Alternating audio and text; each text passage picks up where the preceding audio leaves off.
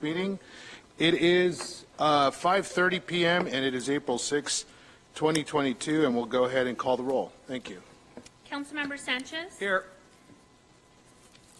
Councilmember Ibarra is not present at the moment. Mayor Pro Tem? Here. Councilmember Charette? Here. Councilmember Reynoso is not present at the moment. Councilmember Kelvin? Present. Councilmember Alexander? Here. Mayor Valdivia? Okay, good evening, and are there any items to add or delete? And I'm seeing none, no shakes, no heads, none. Okay, let's recess into closed session.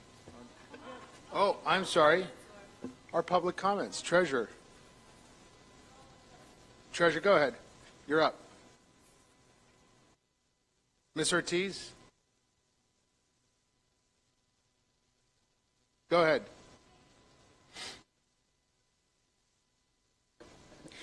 Good evening, Council. So before you walk into closed session today, a possible litigation is upcoming from Montecito Equities. And I want to make sure that you and the public are fully aware that the mayor has received $21,500 in political contributions from them over the course of 6 years. Again, as we see the pay-to-play corruption that we live in our city daily, now, we watched the mayor try to sit in closed session items concerning cannabis, where he had not only been contributed by, but had written letters of recommendation upon. Let's make sure that what the city is negotiating on their own behalf and their own interest is not for the ears of the guy that is being bought and sold by every developer that comes with a check. Additionally, in looking at the discussion on Andrea Miller's case tonight, which I know a portion of it is going to be for open session, we need to make sure that we're doing everything possible not to keep costing the taxpayers money for the elected officials who refuse to do the right thing, who breach their own contracts that they vote to approve, who violate their own terms and agreements which they vote to approve. So I'm asking you guys to start saving us money, to start doing the right thing and hold your colleagues accountable for their own actions. Thank you. Thank you. Ms. Plunk.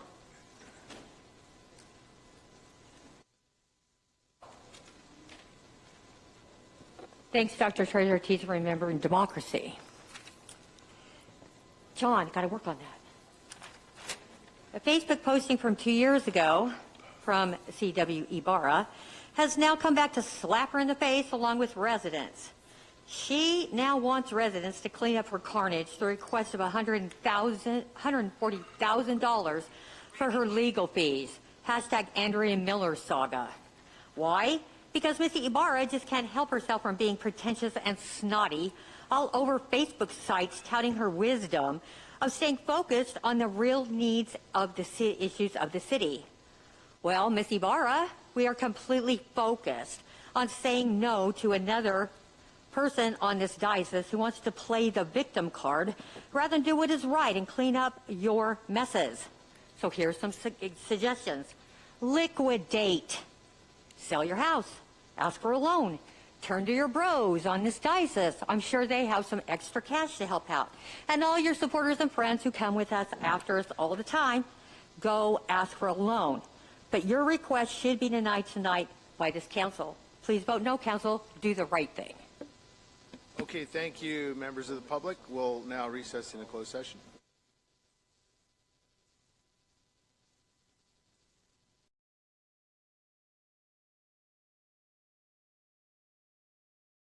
Everybody, let's go ahead and begin tonight's council meeting. We'll ask all council members to please return to their desk. And we welcome the viewing audience tonight, Wednesday, April 6th of 2022. Thank you for coming in, and to our audience here in our general Feldheim Library auditorium. We thank you for joining us tonight. At this time, we will ask Pastor Jorge Murguia of the San Bernardino First Church of the Nazarene to lead us in the invocation, followed by Councilmember Kelvin. Would you please lead us in the Pledge of Allegiance? Will all rise, please? Pastor Jorge Murguia of the First Church of the Nazarene, sir.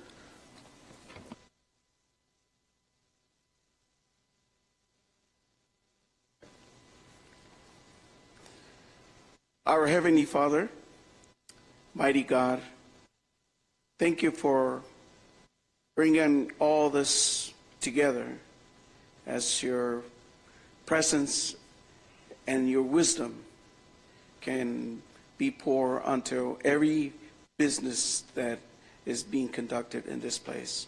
Thank you for every person that is here representing the area that they're representing. Thank you for your wonderful presence, and we ask you to direct and give every business the wisdom and the courage necessary. In Christ I ask these things. Amen.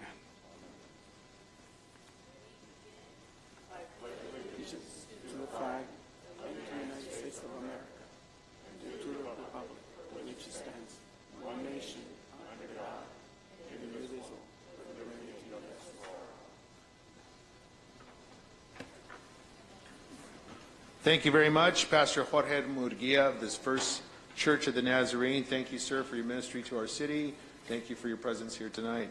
This time, I will ask the city clerk to please call the roll. Councilmember Sanchez? Councilmember Ibarra is absent. Councilmember Mayor Pro Tem? Here. Councilmember Charette? Here. Councilmember Reynoso? Here. Councilmember Calvin? Present. Councilmember Alexander? Here. And Mayor Valdivia. Here. Thank you, Miss City Clerk. Miss City Attorney, please, if there's anything to report out from our closed session. Mayor, council members, and members of the public, we did have several closed session items for discussion this evening. I would like to report out that the City Council has authorized us to file a receivership action in a nuisance abatement case, and that's all the reportable action that I have. Very good. Thank you for the report. Mr. City Manager, sir, you're recognized. Thank you. Good evening to you and to the viewing audience, as noted earlier. Have quite a few things to talk about this evening. We'll try and get through them as quickly as possible, however, because we have a fairly lengthy agenda this evening. First thing on the list, Caltrans is doing some work here in town. We're looking at a 55-hour road closure over the next 4 weekends for some pavement work. Important to be done, but there is, of course, important improvements for the city, but we do incur a little bit of pain. So this has been posted on the city's website, but I wanted to make sure everybody's aware that there will be some inconveniences to us all on the 259. So next up, Public Works. A lot of things happening. We are installing quite a few streetlights. A lot of them now are solar powered, which saves quite a bit of time and literally energy, in the sense that we're powering through the power of the sun as opposed to running power lines. And they're also a lot easier to install, less expensive to bring in. And some of them are at Second Lake Park, which is a nice addition. Our Parks Director sent me pictures of them with quite a bit of an animated message. Very happy to see that that's going on. Next slide, please. We have started work. There's been a lot of discussion about the need for additional concrete repair work to happen around the city. The contract was just awarded a little while ago, and as you can see here, the work has been initiated. There will be work being done all across the city, several different crews working for the concrete contractor that was selected, doing work in basically citywide. So good news there. Graffiti cleanup. Things are moving pretty quickly. Last time I talked with Mr. Kishta, I think he said we were down in terms of the reported graffiti. There was something like 10 CRMs in the system at this point. We are also, of course, initiating the roving patrols that are going to be hitting graffitied walls and other places without the benefit of a report. They're just simply doing it in response to things that they observe as they're patrolling around the city. So we're making progress. We're also decorating things. Oh, you went too far. Go back. We're also starting to decorate some walls, and as you see there, we painted a utility cabinet in support of the people of Ukraine who are fighting oppression as we speak. Okay, next slide, please. Library. We are back in the business of providing citizenship classes at the libraries, both in English here at Feldheim. It's an important service that we can provide to people in our city who are looking to become citizens of this country. And the Passport Office has passed an audit. They've been offering passports for a while now, but has passed an audit and is doing a great job. So thank you for all that you're doing. We received a recent review, and you guys are doing a great job in there. The customer service levels are quite high, apparently. So congratulations. Next slide. The spring extravaganza. is coming to parks. Delman Heights will be having Saturday, April 9th. Staff has been stuffing eggs, about 30,000 so far, to provide the kids something to look for. It's going to be a lot of fun, crafts, games, food, and of course, the Easter Bunny. So, thank you. Next slide, please. The police department has been busy. They deployed for there was an event at the National Orange Show grounds, another music event, about 50,000 people there, and no major incidents to report. There have been questions about what happens with those events financially. We do get fully reimbursed for the police department's participation, presence, and enforcement during those events. Also, officers responded to a carjacking on Sunday, March 27th, and were able to recover both the vehicle and to capture the suspect. Next slide. Okay. All right. So, don't really need a slide for this one. It's no secret to anyone here, I think, that the city has, in fact, hired a new police chief. And I asked the incoming chief, Darren Goodman, to come out tonight just to say hi. This is not a Q&A. It's not open mic night. He's simply here to say hi and make a brief introduction of himself. There's plenty more to come, of course. His first day, though, will be June 1st. So, Chief Goodman, if you would mind stepping up to the podium, just brief introduction.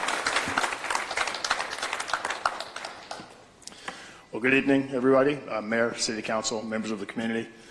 Thank you. Thank you for your collective support in my appointment to be San Bernardino's next police chief.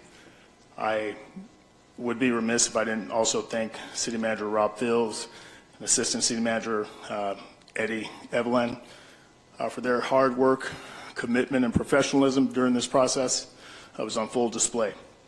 I'd also like to commend Dave Green, the incumbent chief, who's been nothing but supportive once the announcement was made.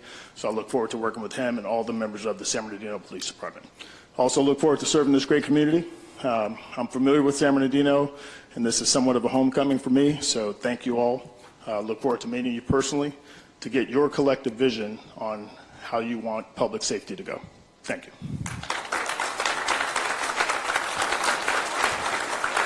And that concludes my report. Thank you.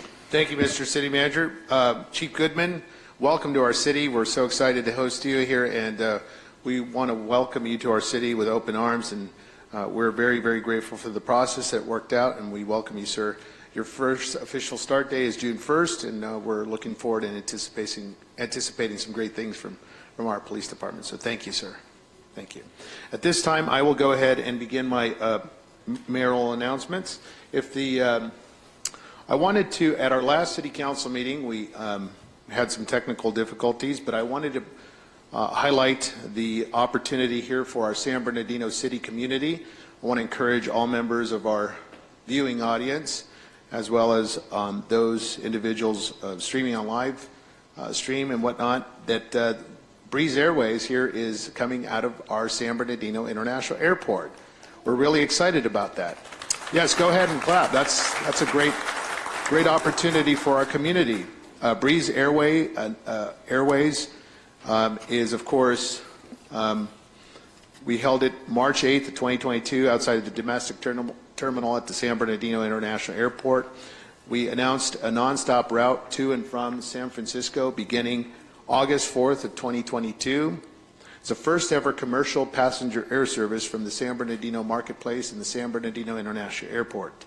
The impacts are monumental, a moment for our region of nearly 4.7 million potential travelers in the Inland Empire, which supported the base reuse effort for many, many years. True travel options for our local residents and business opportunities that go beyond San Francisco International Airport. As I see it, as mayor of the city and also chair of the Inland Valley Development Agency, this is a very great accomplishment for our community. We are already beginning other negotiations with other airlines. Just last Thursday, I was at the airport and held some meetings there for more international cargo import-export opportunities. Stay tuned. Up to $57 million annually into the region through exciting aviation careers, ticketing and gate agents, ground handlers, TSA employees, pilots and flight attendants, aircraft mechanics, concessionaires, and many, many more complementary uses that Breeze will bring. A little bit about Breeze Airways. Breeze Airways is a reputable company. It's an airline launched by JetBlue founder David Needleman. Mr. Needleman has been a very staunch supporter of going to market areas that are underserved. And so certainly San Bernardino, as well as multiple other cities throughout the United States, have been identified. Breeze connects travelers and communities underserved by the air service to the United States, to other U.S. cities that they want to visit most by delivering affordable fares, state-of-the-art technology, and its signature seriously nice service. There will be a host of aircraft seating 118 passengers, 22 seats offering extra legroom with no middle seats. The departures will come out of our San Bernardino International Airport, and I want to extend my deep appreciation to all of our IBDM members that joined me there at the airport, along with the president and chair of the San Bernardino International Airport. I served as past president, and it's a great opportunity for our community. So we welcome Breeze Airways to the city of San Bernardino, and we wish many, many continued success opportunities.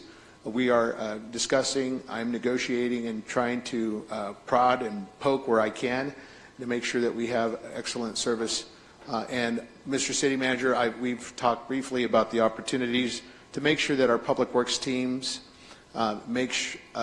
ensures that we have that welcome mat to those travelers. So my expectation is that in the month of May and June and July, that our public works teams gets out there and pretties up those entryways to the points where many of our visitors will traverse.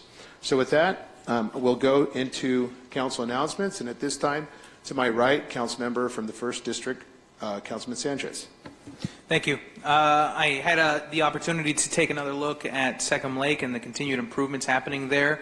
It's a spectacular park. It's a park that many people had written off, and I go there weekly now to walk the dog with the missus. It's beautiful. I mean, it's serene, and I invite everyone to go out there and check it out. It's clean, it's safe, but the groundwork was laid over a year ago by the not so visible city staff. Our police department, in fact, we have a police officer here who had a direct hand in making sure that park was safe, and so I appreciate him. I appreciate the district commander who's there now, Lieutenant Ernie Luna, the former Central District Commander Brian Harris, and as well as our public works staff, Ernesto Salinas, Arlington Rogers, Alex Kishta, have all contributed to making that park a gem in our city. We have a couple things we have left to do. I'm talking with staff about redoing the bridges that lead to the, I think we have 2 islands on the lake, and those are going to be getting redone in the coming months. But in other parts of the district, we have over 1,000 residents, over 1,000 households that are being that are getting to see the direct benefit of taxpayer dollars hard at work for them. We are redoing, repaving streets, fixing curbs, driveway approaches, and sidewalks on K Street, all the way from Mill to, help me out here, Councilmember. Past Grant. Hillcrest, and then K Street, sorry, not K Street, King Street from K all the way to Mount Vernon. So these are over 1,000 households that will see improved conditions in their neighborhood. And it may not seem like much, but when, Councilmember Figueroa, Councilmember Ibarra, we all know residents who get up at 4 in the morning, sometimes in the winter, in the cold, it's still dark out, and they commute to work in places like Los Angeles. And every time they get up, and they get in their car to start that long drive, they hit that pothole, right? Their cars bumping along these roads that are in terrible conditions, and it means the world to them that we're able to provide them a nice, clean street, at least for that first quarter mile on their way to work, and on their last quarter mile on the way back home. So this is the work that doesn't always make the front page, but it's happening all over, especially the south side of town, that has some of the poorest the most dilapidated infrastructure in our city. So I'm happy to highlight a couple of those projects. And actually, I will finish with one last thing. I think we have an item on the agenda here on the next phase for the Mount Vernon Bridge. So there are a lot of people who are complaining that the Mount Vernon Bridge is down, and they have the right to. That part of town is really cut in half without that bridge there. But I am proud to say that between the federal government, the state government, and the county government, there's an investment of over $280 million. I mean, let me repeat that. Over $280 million is being invested in that part of town. I mean, that is a major, major undertaking. And that was done with help from our allies at the federal, state, and local level. So I know there was a little bit of talk of it, a year ago. The bridge is down now. But within the next 24 months, that we'll have a shiny new bridge that'll be there serving the community for over 100 years. So I want to leave you guys with that high note. Thanks for your time. Great, thank you, sir. Councilman Figueroa, Councilman Charette, sir. Well, I don't have any real announcements either for the Fourth Ward or the city at large, but I do have some sad news to report. I'm sure probably a number of people have heard this already, but I regretfully have to announce the death of Tony Marzullo. Tony is Emil Marzullo's brother, our former economic development director, and Tony took on the Wildwood Park Neighborhood Association as if it was his own. He was a real mover and a shaker in this community and in the Fourth Ward up in the Wildwood Park area. His board of directors from that, I'm sure, are completely devastated. The members of that group up there are devastated over this, and it was as sudden as anyone could imagine. I happened to have seen him, it was a week ago Saturday morning. I saw him with his brother, Paul, who was visiting from the beach area. He lives at the beach, and Paul was up visiting. I ran into Tony having breakfast at DJ's up on 40th Street, and he was the epitome of fitness and health and everything else.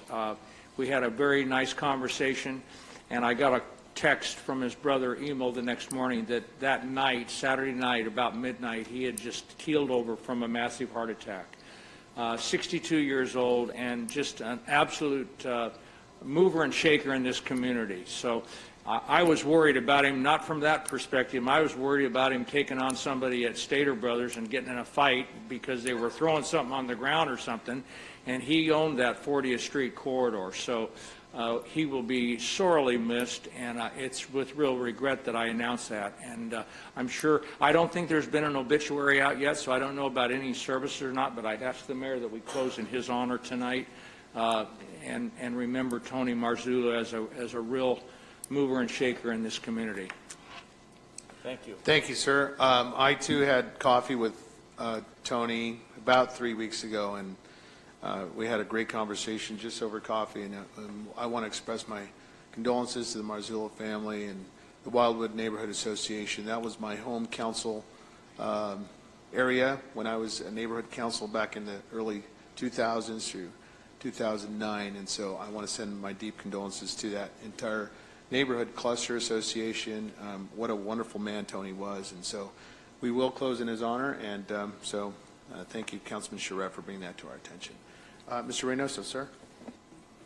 Hey, everyone. I got some brief announcements here. The Scottish Rite that a lot of you know lit up in flames. It's pretty intense. We're up to 215 exit in University. We are in the process of selling that off, or it's not ours to sell, but getting the owner, the current owner who hasn't taken care of it for a very long time, to sell that off and then potentially demolish it. That thing can't stand like that. Also, I've been contacted about the 7-Elevens. I know some of you may have noticed that it's like a game of shifting 7-Elevens. One disappears here, a fire, quote unquote, and then it's across the street. But the former buildings need to be abated, so we're going to handle that as well. Give me a second here. A lot of people, just like my colleague Councilman Sanchez was stating about the potholes a lot of the issues with potholes, and a lot of people don't realize here, and even if it isn't a pothole and it's just like a deep groove in the street, sometimes if you notice on the 210 freeway, certain areas near Ontario where diesel trucks happen to sit for long periods of time, that happens in our city because we have irresponsible goods movement. We've got logistics centers and warehouses, fulfillment centers, whatever you want to call them, all over the city, but we have no kind of restricted truck routes where the trucks will not come down your neighborhood, where it's not in your corridor, where people aren't being hit by trucks, where people don't have to see them, you don't have to have your house vibrate. So we're working on that. But that's the first step. And I know a lot of people, I appreciate the patience that a lot of people have. A lot of people describe it as a game of Mario Kart, driving around the city of San Bernardino because of all the potholes and the liability. And a lot of people in the city can't even afford to sue the city, but they would if they could, because their car damage is irreversible sometimes, and they can't afford to get a new car like everybody can, or other people can who are well off. So we've got the truck routes that need to come first. Myself and Councilman Alexander have pushed that forward. We have a contract that will be coming before us to get that done in a year's time. It should have already been done, but I'm sorry. Things are slow, but we have formalized that. I want to assure you that it's going to go like that. Truck routes, potholes, better asphalt, so we don't have to do these patchwork jobs, because I know you see that in your neighborhoods. I'm beginning to concentrate with the city manager on how to work with our assembly member to get another 215 exit somewhere in the north end, because not only is it to kind of mitigate some of the traffic from Cal State San Bernardino students around 5 o'clock p.m. You don't want to hit the university exit. I take the Highland exit on purpose to avoid that congestion right there. But it's also a fire hazard, because people up in North Verdemont, where fires have taken homes plenty of times, they need a way out. They need evacuation routes. It needs to be responsible. And so you have my word that I'm working on that. I'm using this time here to update you, because a lot of the times, you're not on social media. I don't have the resources to be in the newspaper all the time talking to you, so bear with me here.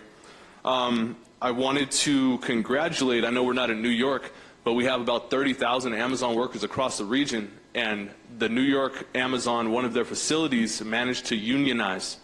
I'm not afraid to support unions, because unions protect people. They're the reasons we have weekends. A lot of people don't even know that. But because it's happened in America, it's fertile right here for it to happen right here, so that workers don't feel like they have to be intimidated, that the quota is going to defeat them. A lot of people don't know this, but the turnover rate in our Amazon facilities in particular in this city is above 90%. What that means is that if I work at Amazon today, I begin today, this time next year, there's a 90% chance I don't work there anymore. That's a revolving door, and I'm tired of that. And people asked me, and people voted for me because they knew I would champion that. And so I'm going to support that. I'm going to support any unionization effort of any logistics center, any warehouse, he calls them job centers, I call them slave plantations sometimes, because people don't have better opportunities. And a lot of people don't have the resources to climb out and get a better job. And so they see that as their only employment opportunity. And we're not here for that anymore. So congratulations to them, and thank you for the inspiration. The microgrant program that we proposed a while back is going to be coming forward, I believe, in the summer, so look forward to that. We're talking about a bottom step of around $5,000, $10,000, top step around, I think, $35,000. So small business owners and business owners in general across the city of San Bernardino who are impacted by COVID. I've been assured that the Treasury doesn't want to deal with the backlog of all the particulars, so it's looking like a not so difficult process for acquiring grants for your business. So look forward to that in the summer. And some of these things might scare some of you, but I wanted to update the community and anybody listening on what my agenda looks like. What I was pushed here to do is that I'm going to start approaching the minimum wage, that we have to bump the minimum wage in this city. It's $15 now in the state of California, but as I'm talking about the majority of our employees in these warehouses, I'm talking about at least like $17 an hour. And I think there's a lot of support for that. I don't know if it'll be on this dais, but I'm not afraid to champion that. Also, rent control. I might have scared a lot of landlords by saying that. Rent control. In a city where over 51% of people rent, there needs to be some kind of stability. There needs to be a way that you can afford to live and not be outsourced and not be moved out of your home in a year's time. I'm a renter. Your councilman from the 5th Ward, from the wealthy part of town, is a renter. Because you think I can afford to buy a home yet? No. Because why? It's ridiculous. I can't afford, like many of you, to rent, and save money in order to buy a home. It's not realistic. We have to be catering to the community that exists here. Bike lanes also. I floated a number about what it would cost, but I surf a lot. And so down by Venice Beach, I don't go there a lot anymore because the waves aren't that good. But Venice Beach, they managed to cordon off. I'm not talking about investing money in just striping a line, like on the side of the road. We need dedicated like blinders, like to block off cars from getting there. I've been really energized rolling through my old neighborhood on Marshall, and I'll see like 60 to 200 people on bikes just rolling around through the neighborhoods. And I love to see it, but I wish they had a lane so it could be safe and they can go across the entire city. And the last thing is the skate park expansions. I know there's a skate park that's been closed on the east side. I know why. People shouldn't have been burning the wooden ramps. But I also grew up in the Blair Park neighborhood, and I love skateboarding. I still longboard to this day. I don't do many tricks because I got to stay in touch. Yeah, exactly. It's for you. I'm trying to expand the skate park because Blair Park is home to so many people. And we talk about after-school opportunities and other things, but a lot of kids don't stay after school. A lot of people go to the after-school program and they still want to do something like skateboard. And so I want to consider and explore with the city manager what it would take in Parks and Rec to expand that. Because if we're going to get rid of one, we need to be allocating something to another. And lastly, just doing some dedicated grant research on our hiking trails and trails that are attached to any new residential development that will come forward, because although Public Works is responsible for upkeeping it, I'm very aware of across the state, and especially in this region where we have mountains, that there's a lot of grants that go to various areas that have like one hill. And we've got tons. I grew up at the foot of Little Mountain. I used to walk over. There wasn't a trail. It would have been really cool, though, if young people could appreciate that and see it, that we give a damn about our mountain. And that's it. Thank you. Councilmember Kelvin. Councilmember Kelvin, you recognize? Good evening, San Bernardino. How is everybody tonight? Good, doing good? Yes, it's a good day in San Bernardino. I have nothing but thank yous. So I want to start with Public Works, because now it just seems like we're able to drive through the community, drive through the city, and we see work being done all throughout. I drive all the wards just to check, just to make sure that we are equally being served and things are being done. So Public Works, thank you very much. I appreciate you. I actually put in a request to have some graffiti removed, and on my phone it came up. It's done. So guess what I did? I drove up the street to go check it out. The gentleman was still sitting there in his truck. He was finishing up the order. I was able to say thank you to him. I didn't get his name. I apologize for that, but I thank you for the work and the effort that is being put in throughout the city. And that is part of our job, to drive through our wards and drive through the city to see, so that we can go ahead on and put in that CRM request and get the graffiti taken down as soon as it's put up. And we need all of you to do that as well. So use Go Request to put it in. You just stop, take a minute, keep the app on your phone. Just make that request, and then they're supposed to send you something that says it's been taken care of.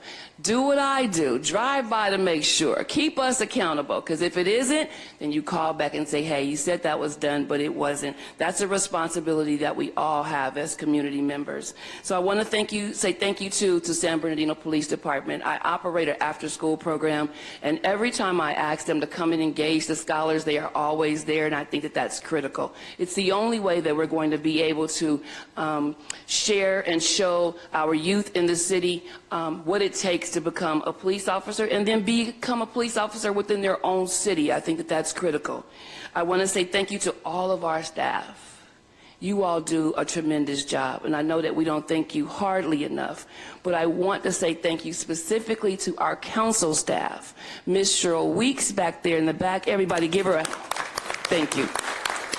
And Ms. Valerie Montoya, they do everything for us. It's just the two of them, and they have to serve all 7 council members, and they do it with such style and grace that I wouldn't know what to do without them, and I'm sure my colleagues share in that expression. Animal Shelter, thank you so much. I have a pet now, and she helps me out on what I need to do with my dog and how to take care of her, and so I appreciate all the work that you all do as well. But I also want to say thank you to our commissioners. Those are volunteers in our city that attend all of the meetings to be able to provide us council members with the information that is taking place inside of those meetings. I appreciate each and every one of you, community members as well, who make sure and are helping us to rebuild the city of San Bernardino, because we can't do it without you. Thank you very much. Thank you. Councilmember Alexander, sir. Thank you, and good evening, San Bernardino. I hope everybody's doing all right. First of all, I would like to say condolences to Tony and his family. It really is shocking. I just saw Tony not too long ago, about 6 weeks ago, at DJ's having lunch with his son. So to his family, condolences. What I've been doing, San Bernardino, my report out, what I've been doing is on last month on the 22nd, 7th Ward had its general plan update. And once again, 7th Ward came out in a positive and in numbers fashion to provide their input about the general plan. So again, thank you, 7th Ward, for coming out and showing up. I appreciate you all. Okay, 6th Ward says they beat us, but that's a matter of interpretation. But that's okay. On the 19th, I attended with my daughter and my granddaughter, the daughter daddy dance. People from the community came out to the YMCA, and fathers showed support and love to their daughters. And their daughters came out there and they pinned. I didn't wear my pin. I should have worn my pin. My daughter, which is 32 years old, she came out. She danced with her dad and my granddaughter, and she pinned me with a little pin. And it was a beautiful experience. I suggest next year, if you got your daughter, your granddaughter, come on out to the YMCA. It was a beautiful event by Ron Berryman. It was great at the YMCA in the 2nd Ward. On the 23rd, the IE Job Corps, myself and Councilmember Calvin, we were there and we experienced what the Job Corps is doing in our city.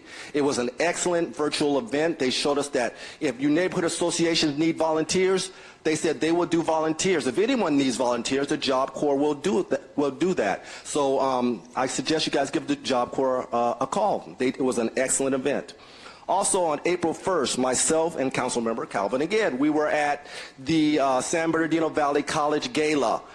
It was an excellent event. They celebrated 95 years, I think it was 95 years. 95 years, and they had 95 alumni that came back. It was a who's who that's been to Valley College. It was an excellent event. We were glad that we were there. And also on April 5th, I went to the California University Science and Medical School. Does anybody know that we have a medical school right here in San Bernardino? We have a medical school, a bona fide 100% medical school, turning out doctors, pharmacists, and all that kind of stuff. They serve 40% of their applicants are from the Inland Empire. 40%. They're getting ready to have a graduation, upcoming graduation. You should be proud. So all them kids, you got to get them going because they choose. When I spoke to the director, I don't know if it's a relation of yours. He's Mr. Evelyn. Mr. Evelyn says they look for Inland Empire children. That's what they look for. It's part of the application process. So if anybody has an idea that they want to be a doctor, a PA, an LVN, or anything in the medical profession, we have it right here in our backyard. See here. Also, oh, okay, does that? Okay, thank you. You can mention if you want to go. I'll let you go. I got it. We talk like this all the time. Okay. Okay. Yesterday, yes. We were at. Hey, is that the president? Scott Wyatt's right there from the board right there. Scott, raise your hand. That's the president of the Unified School District right there. And they had there, and Councilmember Calvin and Ibarra, we were there. You guys don't get it. Never, ever, hardly are the council members at the school board. We don't do that. So we're trying to show unity in those two elected bodies. And, okay, all right, doctor. Hey, y'all. And I'm getting told directions in my ear here. So, but we went there. It was about the Link Learning Gold Certificate. We had 2 high schools in our school district that got these gold certificates with Link Learning. Now, was it Pacific's, Dr. It was Pacific that got the most in the nation? They got the most gold in the nation. You guys should be happy about that. In the nation. You're stealing my thunder, Councilman. I'm here to say thank you as well. Then I'll let you do that and I'll be quiet. I'll let you do that and I'll be quiet. Future events. April 9th, the NAC. April 9th, the NAC will have their annual plant sale at the Garcia Center. So come on out and buy some plants. April 12th, Arrowhead Neighborhood Association is having their meeting. April 13th, the Valencia Neighborhood Association is having their meeting. April 21st, I'm having a commissioners meeting with the community at Sandals Church at 6 p.m. That's April 21st at 6 p.m. All my commissioners, we come out, we're going to talk about to the community what they've been doing, what they haven't been doing, and the community is welcome as well. And happy, since we won't be meeting, happy Easter/Resurrection Day to all about. Thank you. Thank you very much, Councilman Alexander, and thank you all council members. At this time, we will proceed on to our presentations for tonight's calendar. This is a proclamation of the Mayor and City Council recognizing and celebrating April 3 through 9 of 2022 as National Library Week. Whereas in observance of National Library Week, patrons are encouraged to visit one or more of our 4 San Bernardino public libraries, either in person or virtually at www.sbpl.org. Connect with your library. This is the year's theme for today's recognition. Whether people visit in person or virtually, libraries offer endless opportunities to transform the lives through education and lifelong learning. And whereas libraries help change lives in their communities, serving people of every age, education level, ethnicity, and physical ability, more than 24,000 people have our City of San Bernardino library card, and my 2 children just got their library card. Our San Bernardino Public Library has served our community for 131 years. And if there is any city that can benefit from a free public library, it is here in the City of San Bernardino. So now, therefore, the City of San Bernardino Mayor and City Council do hereby proclaim the week of April 2nd through the April 9th, 2022 as National Library Week.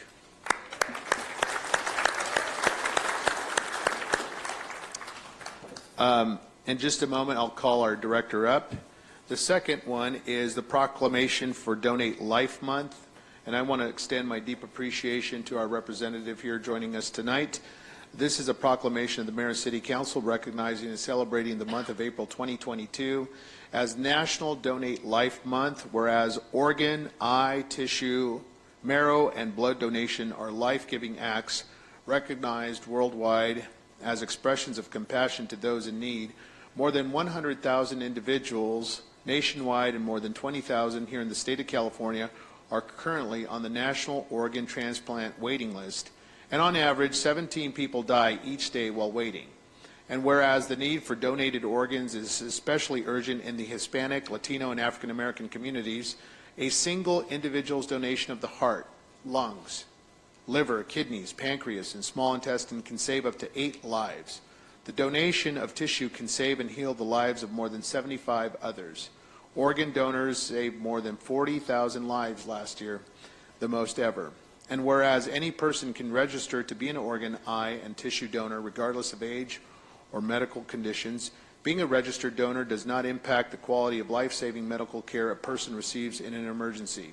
Now therefore be it resolved that in recognition of National Donate Life Month, the month of April 22 is hereby now proclaimed DMV Donate Life Month in the City of San Bernardino.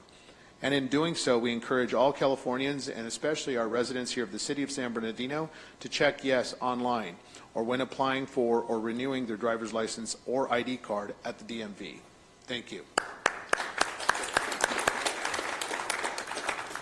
And finally, I want to recognize the volunteer appreciation. We have countless number of individuals here in our community that serve the City of San Bernardino in various capacities. This is a proclamation of the Mayor and City Council recognizing and celebrating the month of April 22 as Volunteer Appreciation Month. Whereas last year, more than 65 million Americans gave their time and service to our nation, which is a complete testament to the compassion and generosity of the American spirit. And whereas the City of San Bernardino commemorates the National Volunteer Association and Appreciation Month by recognizing its valued volunteers and its dedicated service members, and whereas government alone cannot meet all of our nation's needs, so we partner with businesses, faith-based organizations, nonprofit organizations, foundations, and individuals who serve in city government and in our community to make a difference.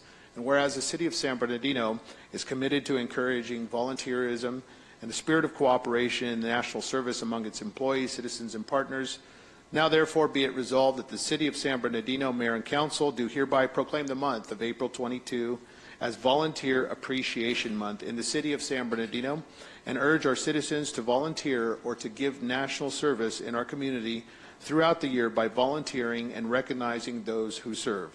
We promote partnership, understanding, and collaborative problem solving in our community in the month of April and throughout the year.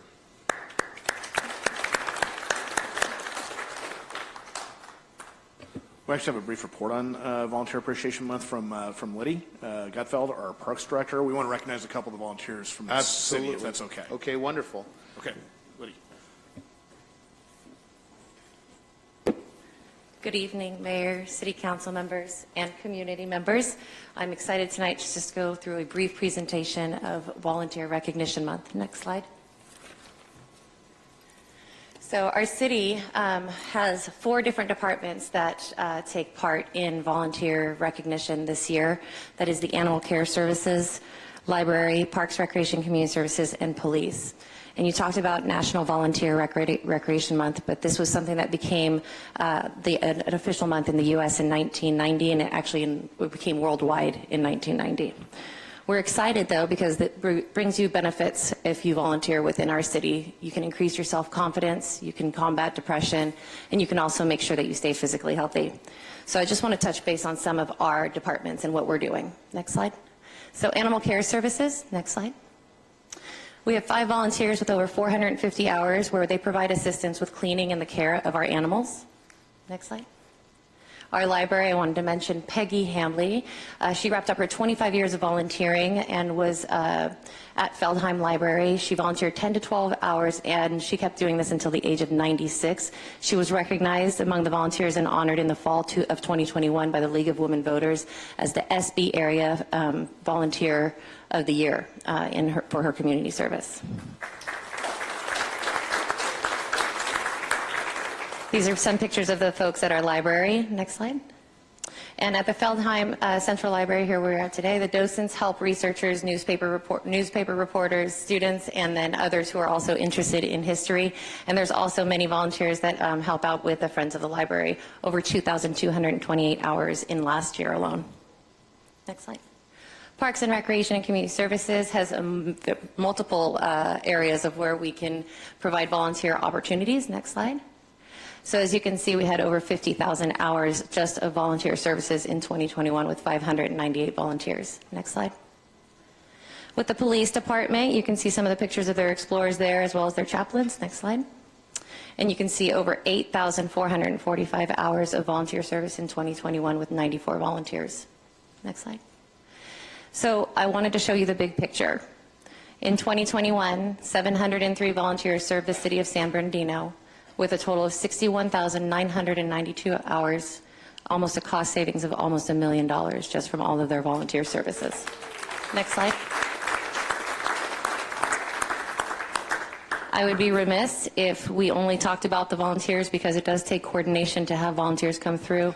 And tonight we are here with a few of our coordinators from Animal Services, Jody Kroger and Melissa Alvarez. Please stand if you're here. Library. From the library, Claudia Arroyo. Parks and Recreation, Felicia Brown and Juanita Webster couldn't be here. Community Services, Jamie Daniels and Catherine Hernandez. And from our police department, Sergeant Aquino Thomas. At this time, that ends my report. Thank you very much. At this time, I will call forward our library director. Sir, thank you very much for your leadership. National Library Week. I'll join you at the platform and on the podium there. Ed, would you like to say a few words? Sure. So thank you very much to the Mayor and Council for the proclamation tonight in support of National Library Week. And also want to invite the community to come out and enjoy your libraries. We know it's been a couple challenging years with the pandemic, but hopefully that's passed.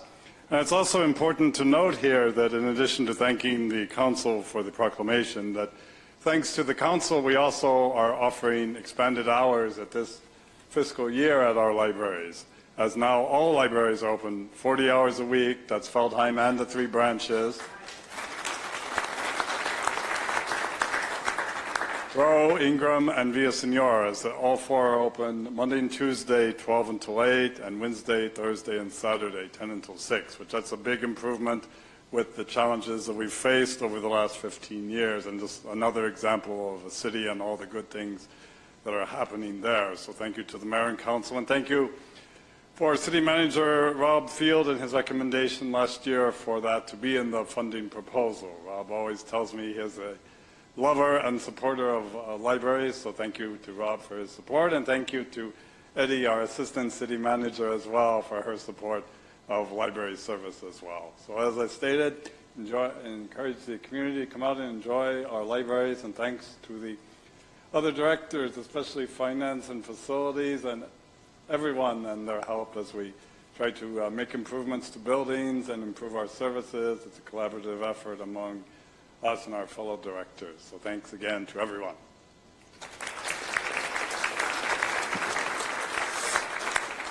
Ed, on behalf of the Mayor and Council, we present this proclamation to you, sir. Thank you for your leadership. Thank you for your dedication and devotion to our city. We thank you for all of our library employees. Let's give our library employees a round of applause. And it is a delight to present this to you, sir, on the National Library Week. Congratulations. Okay, at this time, I will call forward our National Donate Life Month. Ina, please, if you join me. It's a delight to present to you this proclamation of the Mayor and City Council recognizing and celebrating the month of April 22 as National Donate Life Month. A few words? I want to thank the Mayor and the City Council for the proclamation on celebrating April as DMV Donate Life.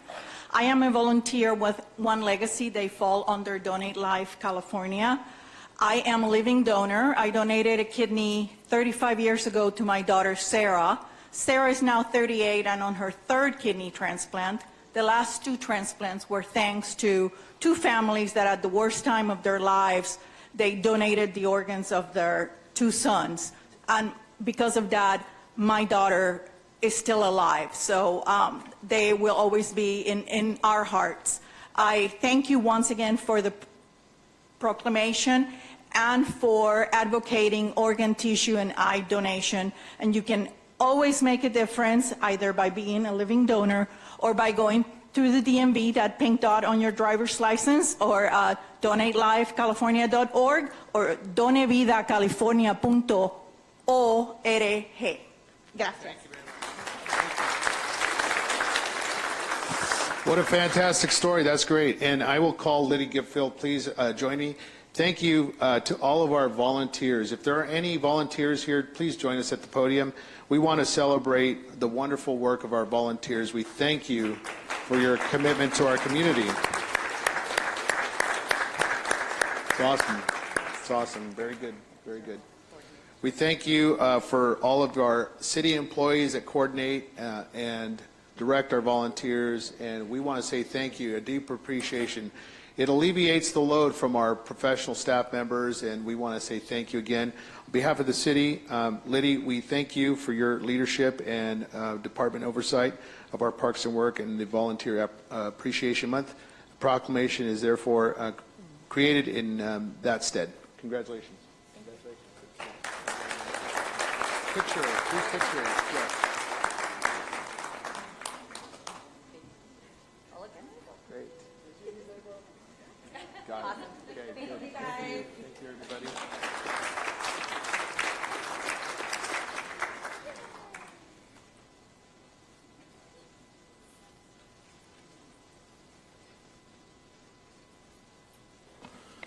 Okay, thank you. At this time, we will proceed on to our public comments.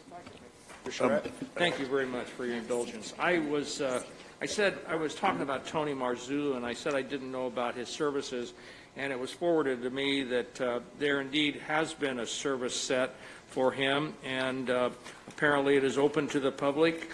Got to bring it back up here. It is to celebrating the life of Tony Marzullo on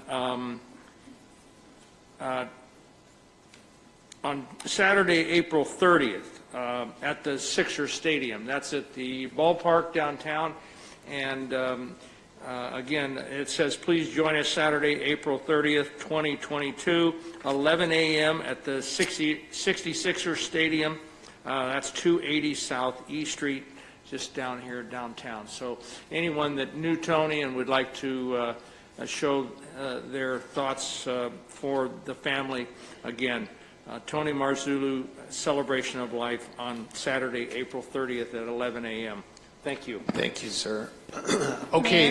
Mayor, pardon the interruption. We're on item 4, the safety report. Oh, my apologies. I apologize.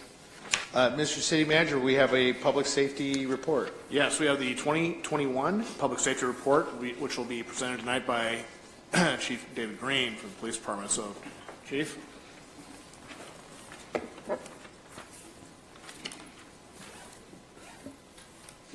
Good evening, Mayor and Council. Bear with me just a moment here.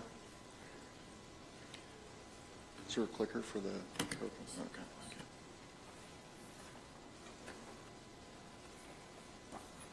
Okay, as we do each year, we're going to cover our annual report for 2021, which is a general overview of crime and public safety efforts. Each year as we wrap up, it takes us a couple of months to refine and comb through our data to ensure that we are compliant with DOJ and FBI UCR reporting standards, and we've now reached that point to where we can come to you with a comprehensive report. So for year 2021, as you may know, generally just watching the news or kind of following public events, crime has generally trended up nationwide as well as statewide. And to the degree that we have reporting on property crimes, we have generally followed or been consistent with that trend with about a 7% increase in property crimes. And there are some asterisks in there that I'll talk about in just a minute. Relative to violent crime, while nationally and among California's largest cities, there's been a report of an increase. We were able to buck that trend with a decrease in our violent crime. So when you combine the aggregate, we were relatively flat with a 0.15 decrease in crime. There are a couple of asterisks relative to some of these numbers. And when I say an asterisk, I mean issues that are skewing these numbers. As Chief McBride had reported last year in the crime report, as we continue to focus on human trafficking investigations and prosecution, that has skewed some of our sex crimes numbers as we aggressively pursue prosecutions on that and try to encourage reporting of some sex crimes that would not otherwise be reported. Also, as it relates to property crimes, there were two issues that really largely drove up our property crimes this past year. One is the continued trend of catalytic converter thefts, which has been a very difficult challenge for law enforcement. We did have some successes in that, and I'll talk about that in a little bit. But that has been a real challenge for us, and that has continued to drive that number up. Also, as we saw a return of large-scale music festivals at the National Orange Show, with those festivals, we experienced a large degree of pickpocketing, particularly for cell phones. So that trend has really increased with the return of those events, and that did very much skew our theft numbers. So as I mentioned, there are some asterisks with some of these trends, but generally, for the most part, we followed the state trend with as it relates to property crime.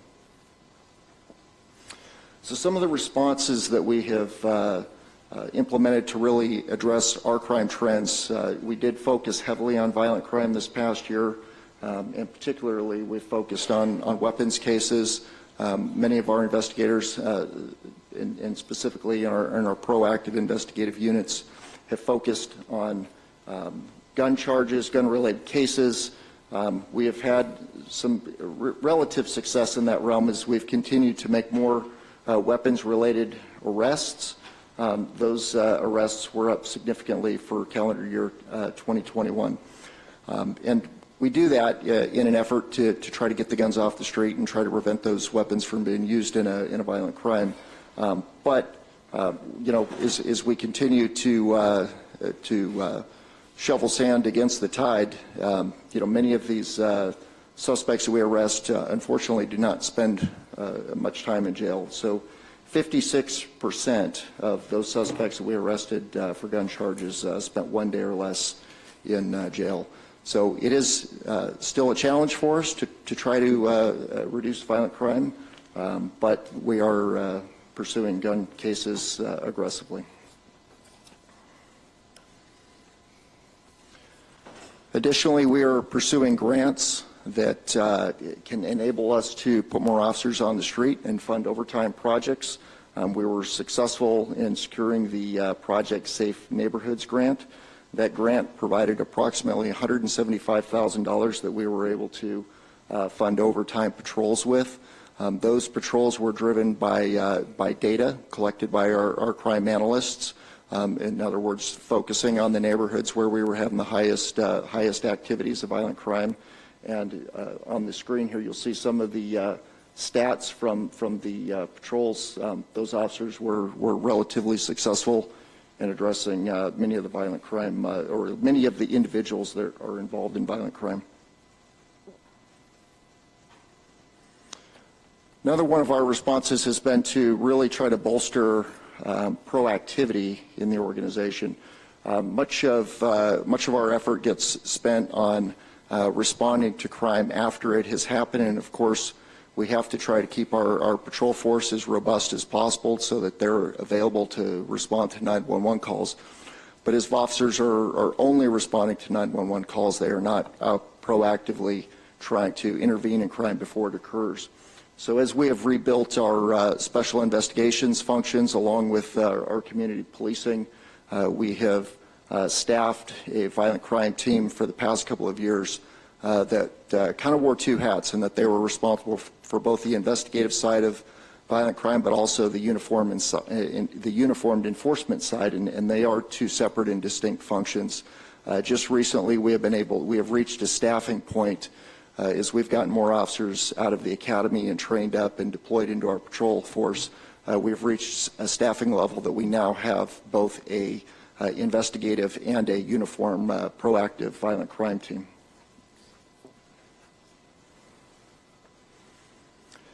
As I mentioned prior, catalytic converter theft continues to be a problem. We have focused heavily on this issue in our detective bureau. This past year, we did have some successful cases. The photo on the slide there depicts a case that we handled where we recovered over 150 catalytic converters.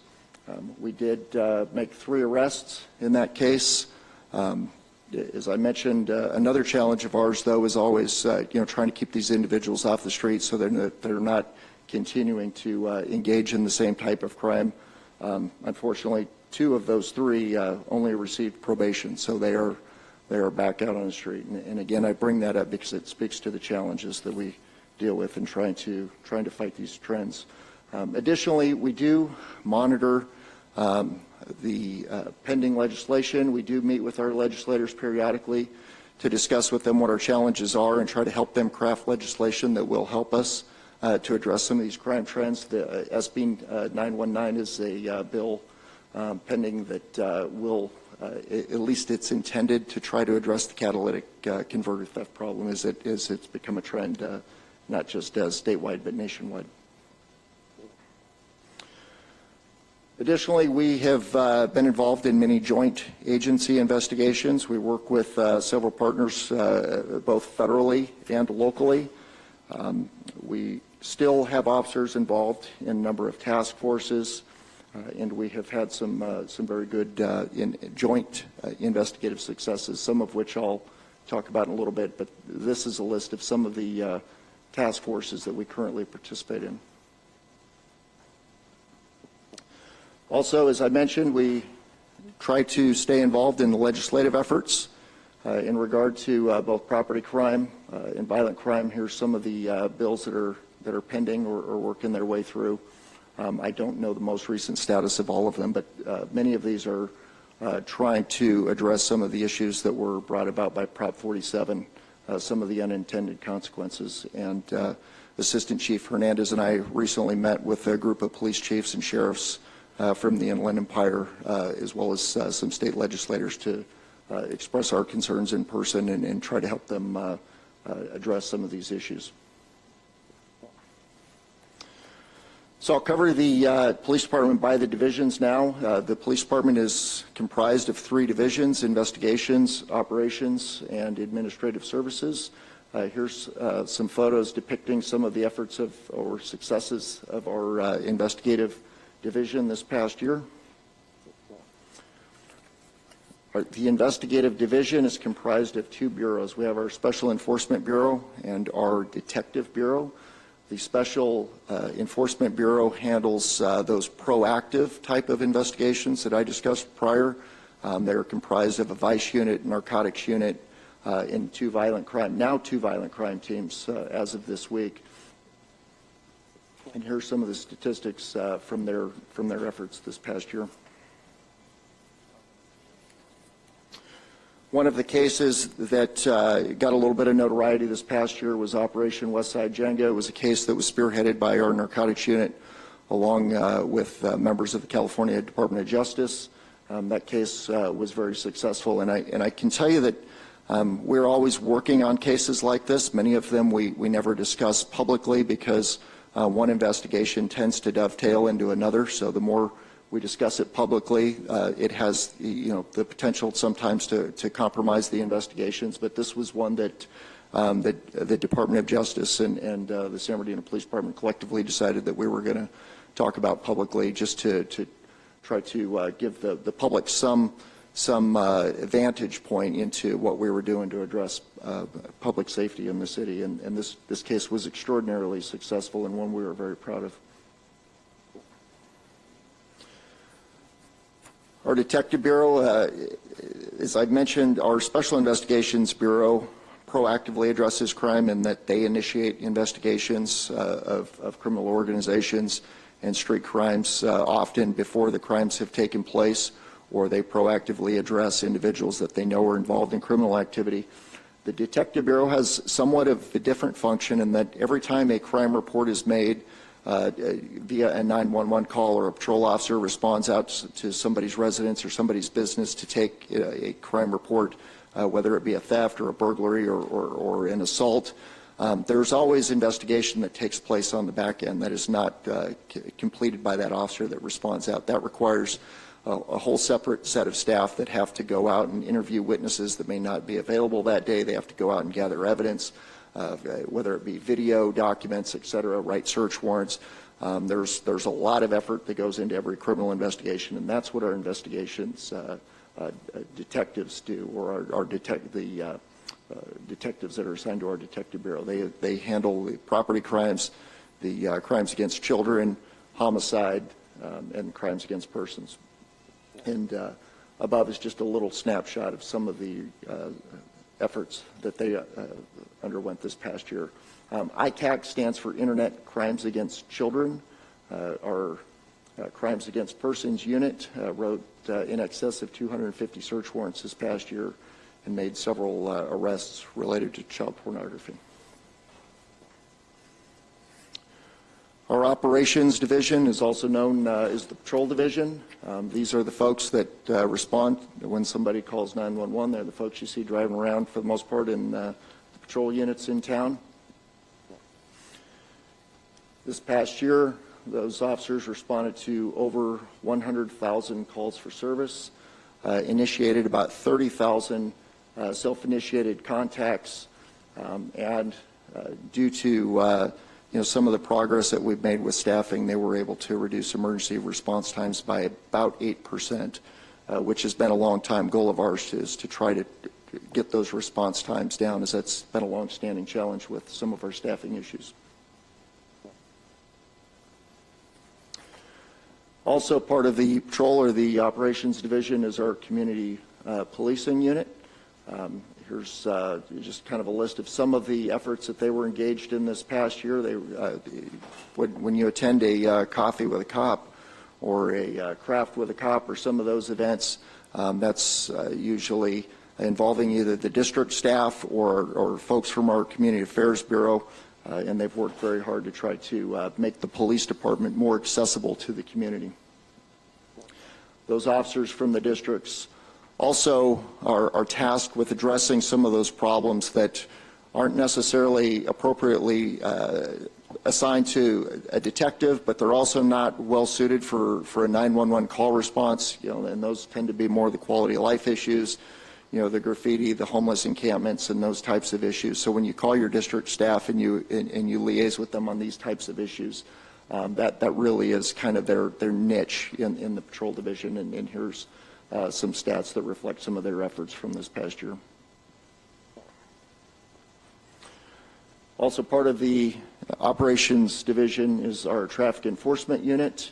As we started to come out of some of the COVID patterns that some of the lockdowns that had occurred in 2020, of course, vehicular traffic has picked up on our roadways, and accordingly, traffic accidents have somewhat increased.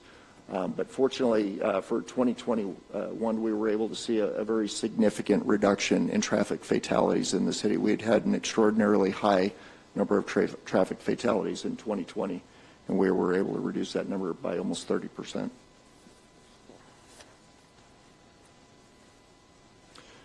This past year, we were also able to staff the create and staff our commercial traffic enforcement unit, which was a priority given to us by the council this past year.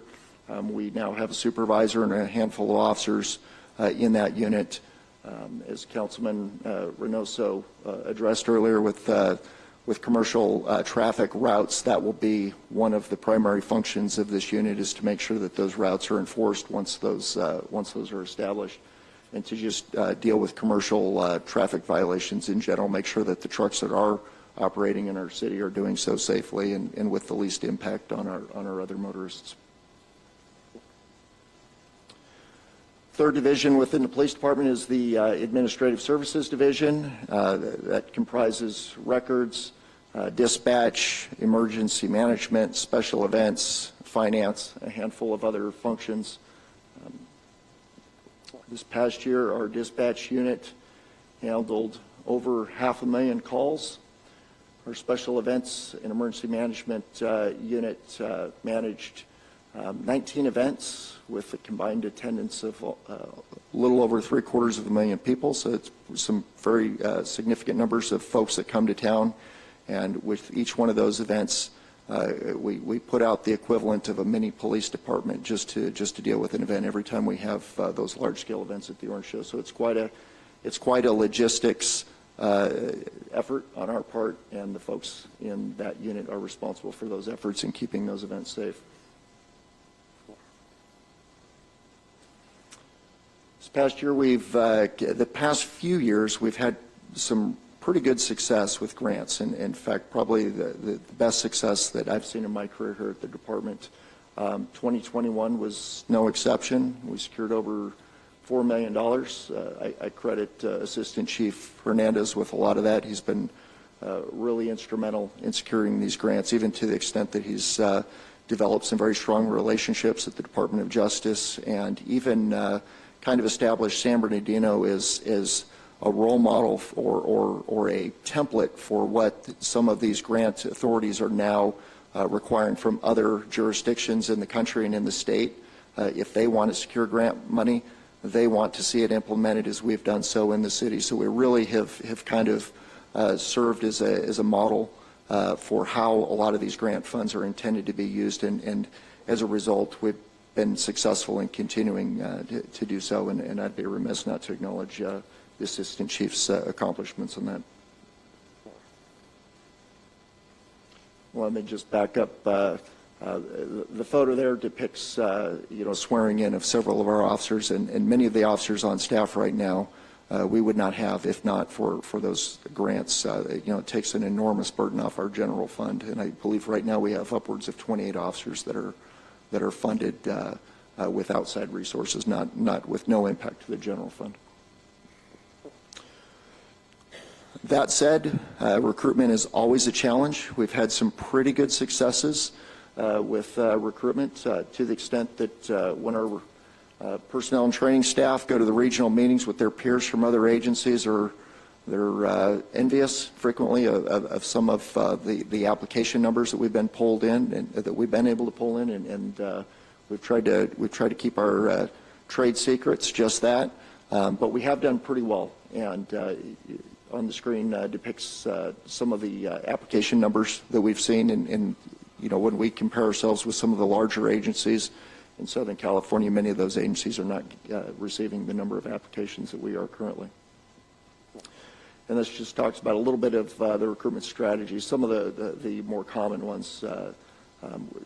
In years past, job fairs were kind of the go-to for recruitment, and that trend has really kind of shifted as job fairs have been less productive, and so much of our youth or young working population really live and thrive on social media. We've really tried to stay ahead of that curve and focus on those trends and focus on what those folks are interested in, what the type of issues that are going to make us an attractive employer and grab their attention. Again, we've done pretty well there. The photo in this slide is one that we use pretty frequently. This is a photo of myself swearing in Officer Trayvon Davis. Trayvon's been he's been our poster boy, literally. And there's a reason for that, in that we've our community outreach efforts. Through our community outreach efforts, we have a lot of various programs aimed at young folks. Starting with the Explorer Scouts, our cadet program.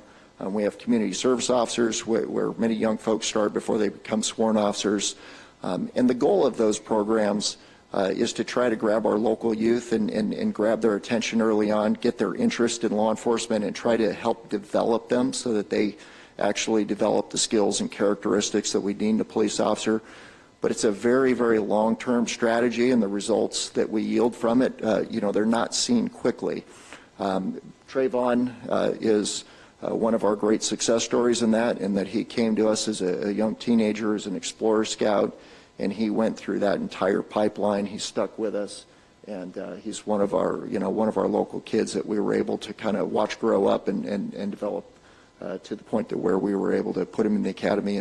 And even when he graduated the academy, he was not quite old enough for us to swear in. So while all of his peers went out in the field, we had to keep him in the house for a couple of weeks, and that's why I was swearing him in by himself instead of with a group of folks that he had graduated with. But he's been a great success story for us, and we're very proud of that. Again, here's just some of the statistics associated with our recruitment the past year. For as long as I can remember working here, there's always been a desire for us to try to reflect the demographics of the community, and while that's been a challenge for us, in actually getting there, we have gotten closer, much closer, at least with the actual hiring that we're doing now. So over the long term, the department will begin to reflect that more significantly, but we have made some pretty significant strides there. And additionally, as I mentioned before, our recruitment efforts have done pretty well. Just this past year alone, we brought on 42 sworn personnel and 36 civilians. To give you a little context, I don't think we hired 42 people the first 5 or 6 years I worked for this department. So to bring that many on in a single year is a real accomplishment for a department our size. Our Community Services Bureau is very active on social media, as I mentioned, not just with recruitment, but with community outreach in general. We've continued to establish goals and benchmarks with our social media to not only make sure that we're active on all the most commonly used platforms, but to make sure that we're constantly growing our outreach, as we're able to measure that with the metrics of followers. And 2021, again, was no exception. We continue to grow in that regard. We also are one of the few agencies to have our own podcast. Lieutenant Mahan, who works in that bureau, had come up with that idea a few years ago, and we thought, well, seemed kind of novel at the time. We hadn't seen it before, so we thought we'd give it a try, and it's really become very successful for us. In 2021, we had nearly 9,000 downloads of that podcast. And what that podcast is, it's just it's kind of like a radio talk show where they bring in a guest and they're able to just have a conversation about policing issues in a very casual environment and address a lot of curiosities and concerns that the public might have. Good. Excellent. Goals coming out of 2021, we're continuing to focus on staffing because that is the number one issue that impacts our service levels, both our response times and our capacity to fight crime. We are making some huge strides, but we still have some vacancies we're working on. We're also working to increase civilian positions. As we downsized over the past 10 years, we took an exorbitant hit or a disproportionate hit to our civilian positions because there was always kind of a mindset that cops would be the last to go because those were the folks out on the streets handling calls. But in eliminating a lot of civilian positions, it really did have a significant impact on us. So we're still focusing on really trying to rebuild that capacity and also trying to do things as efficiently as possible and keep costs down. And the more we're able to civilianize positions, the more we're able to control cost. Continue to strengthen community policing efforts, as I mentioned, through efforts like the community events, the Coffees with a Cop, social media, et cetera. And then, of course, we're continuing to focus on grants, as I've talked about. So we've had a relatively decent year in 2021, at least as it related to prior years. We saw some successes, and at this point we're working to build on those successes. So with that, I'd be happy to take any questions. Thank you. Chief Green, it's been a delight. What a wonderful report, and we thank you, men and women of our San Bernardino Police Department. This is interesting to know, isn't it, public community? Some of the nuances of policing here in our city and the great accomplishments of our police department. I want to commend our police officers, especially our patrolmen, and all of the support staff. Sometimes we fail to remember the hard work that they're committed to do, and we appreciate that. We appreciate patrol, especially our detective units and all the members of our San Bernardino Police Department family. Thank you. Thank you for an excellent report. We'll open it up for brief comments or questions. We do have a very robust agenda tonight. Any council members wishing to ask a simple question or comment? Councilmember Alexander, sir. Thank you, Mr. Mayor, and thank you, Chief, for this fine report. And I'd like to thank you, the department, for doing a job well done. I'd like to thank my commanders, Lieutenant Fivey and Lieutenant Castro. They do an excellent job in supporting me whatever I request or any issues that we have in the 7th Ward. So I appreciate them. They do an excellent job if they're listening. Please pass along my admiration for them for their job well done. But I don't go a week or 2 weeks without getting a call about speeding within the community. So if you can address that to the community as far as how many traffic officers you have now, what are they doing? Just yesterday, I guess they closed down streets and they're speed racing around the city now. Could you please address that to the community? Thanks. Sure. And ATVs, if you can just attach that one. Sure. We are continuing to try to rebuild capacity in our traffic enforcement unit. We have made some strides. I will tell you that we have an organizational chart, and we currently have 289 positions funded. So every position in the department is plugged into a spot somewhere in our organizational structure. But we are carrying vacancies department-wide until we reach full staffing. And then also keep in mind that even when we reach full staffing, that means that all of the funded positions have a body that is employed. But from the time that we hire an officer until the time that officer works as an autonomous call taker or investigator or wherever they're assigned, it's about a 1-year period. So as I mentioned, we hired 42 officers this past year, which is a huge accomplishment for us. Many of those officers are still not on the streets working as autonomous police officers. So that, many of those officers, recently graduated the academy. Now they're in a field training program. So there's a long build-up until we reach that capacity. Our traffic unit in its heyday had about 14 officers funded and assigned. Right now, as we are currently structured, we have 10 traffic officers assigned, plus our commercial traffic unit. But of those 10, not all 10 positions are actually staffed because we're carrying vacancies.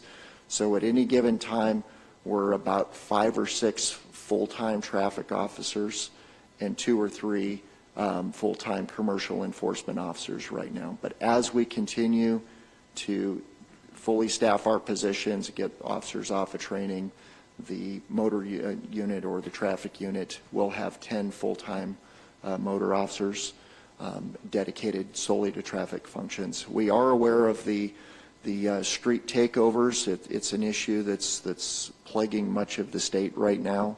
They are very organized, and part of what contributes to that is social media, because in years past where they didn't have that forum where they could communicate and create kind of this flash mob dynamic, now they can through messaging apps. And so they're very coordinated. They move from jurisdiction to jurisdiction.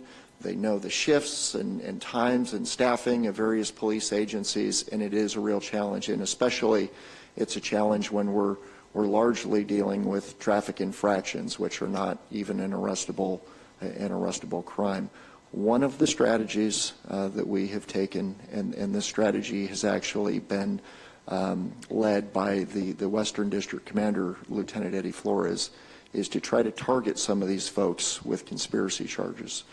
This past year, we did serve some search warrants, electronic search warrants, physical search warrants, and we did make some arrests for some conspiracy charges related to this. But it's a very innovative approach to dealing with this type of issues. And as new crime trends emerge, there's always this lag in building out those cases and then trying to bring prosecutors into the loop to where they're comfortable prosecuting, being a little innovative in how they prosecute these cases. But we are trying to be innovative in that regard. We have had some successes. We are continuing to take that approach. But it is a challenge for us, and it's always a dilemma for police chiefs as to whether or not we want to have officers get in pursuit, of some teenager on an off-road motorcycle or on an ATV. I know a few years back, Rialto, our neighbor, did get in pursuit, and they've gone through a lot of litigation as a result. It's something that I have to balance out, whether or not that's a good approach or not. But we are trying to be innovative by pursuing it other ways and applying whatever sanctions we can. Okay, Councilman Figueroa, followed by Councilmember Calvin. Thank you, Mayor. Thank you, Chief Green, for that report and update, and thank you to all of our officers as well, for the great work that they do in our community and their service to our community. Thank you. One of the slides, I don't remember which one, but it was referring to the, I think it was about 4.1 currency that was seized. What exactly is then done? How is that utilized? What happens with that afterwards? So currency that is seized through investigations, which is usually, most of the currency that was seized this past year was either the result of drug cases or a newer phenomenon that we've dealt with in the past few years is these illegal gambling halls, or also referred to as net cafes. That Operation Westside Jenga case was largely focused on these illegal gambling halls. So that's, when we work those investigations, we serve search warrants, we seize the proceeds that are associated with illegal activity. So that 4.1 million represents illegal proceeds that were seized. When we seize those proceeds, there's kind of a bifurcated path that those cases take, and that there's a criminal prosecution associated with the folks that had those funds, but then there's also a civil proceeding that takes place where we file a case with the district attorney's office to civilly seize those monies, and then if that civil case is successful, a certain percentage of those funds come back to the law enforcement agency. A certain percentage goes to the prosecutor's office, and they get dispersed, and then those are used for various reasons, for various functions. Largely, they cannot be used to offset personnel costs, but they can be used for programs. They can be used to acquire equipment. And a certain percentage of that also has to be used for youth and diversion programs. One of the photos up there, when I was talking about community policing efforts and our outreach, there was a photo of a bunch of kids from a gym on the west side from Project Fighting Chance, which is a phenomenal program, that really is not as well known as it should be. It's producing some real world-class boxers on the west side of town. This past year, we donated $10,000 from asset forfeiture proceeds to Project Fighting Chance. So the money gets used for a broad array of things. Councilmember Keltman. Thank you, Chief Green. I appreciate this report and all that you all do. And yes, Project Fighting Chance is a wonderful organization, and they work extremely hard over there, and they are producing champions. Yes. And so my friend over there, he's always in the ring with them, and so I appreciate seeing you all in that ring and working hard with those scholars. I appreciate that. So I want to ask a couple of questions. So when we host these events, the raves that we host, so what do? We pull officers from other jurisdictions to come in and assist us, or because we can't possibly be using all of our officers, which would leave us short on on the streets. So we do not pull from our patrol function. So these hours or these events take place after hours, after business hours. Typically, when the folks that we would have working at that time are our patrol folks. We never take from our patrol staff to staff these events. The staff, the internal, the San Bernardino police staff that are used for these events come from the Detective Bureau, the Special Investigations Bureau, the district resource officers who work a traditional daytime schedule. So it's all of the officers that would be off duty during that period are working those events on an overtime basis that is funded through reimbursement by the promoters of those events. In some cases, when these events either grow too large for us to handle, or there are dynamics associated with the events that cause us some concern, and an example of that would be a festival that was held several months back, right on the heels of the Houston event, where they had some tragic events. There were some concerns related to the event that was held here in San Bernardino, because it was many of the same artists. There was concerns about us having some of those same issues that they had in Houston. In those events, in that situation, we were able to bring in the help from the Sheriff's Department, Colton PD, the CHP. But most of the events we're able to manage on our own using our officers who would otherwise be off duty at that time period. Okay, thank you very much for that. When it comes to, I first want to say congratulations to, is it Chief Hernandez? Assistant Chief Hernandez. Assistant Chief Hernandez, that's a lot of money to bring in through grants, and we appreciate that. That helps to offset. I'm worried that I'm going to lose him to some consultancy somewhere. He's right, I was going to say maybe he wanted to come actually work for the city, because we are looking for a grant writer as well. Not yet, we haven't approved it yet. We're going to be looking, right? So we know what we need.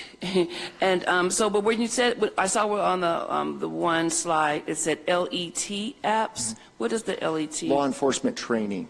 So when we hire a police officer, they are classified as a law enforcement trainee up until the day that they graduate the academy and are sworn in. In those photographs where you saw me swearing in the Trayvon and the other group of officers, at that point, once I swear them in, they are reclassified from a law enforcement trainee to a police officer. So last question. I know that we have some cameras here in our city, and we're looking at trying to get these back operational. Do those actually help deter, or do they help you all in your day-to-day jobs?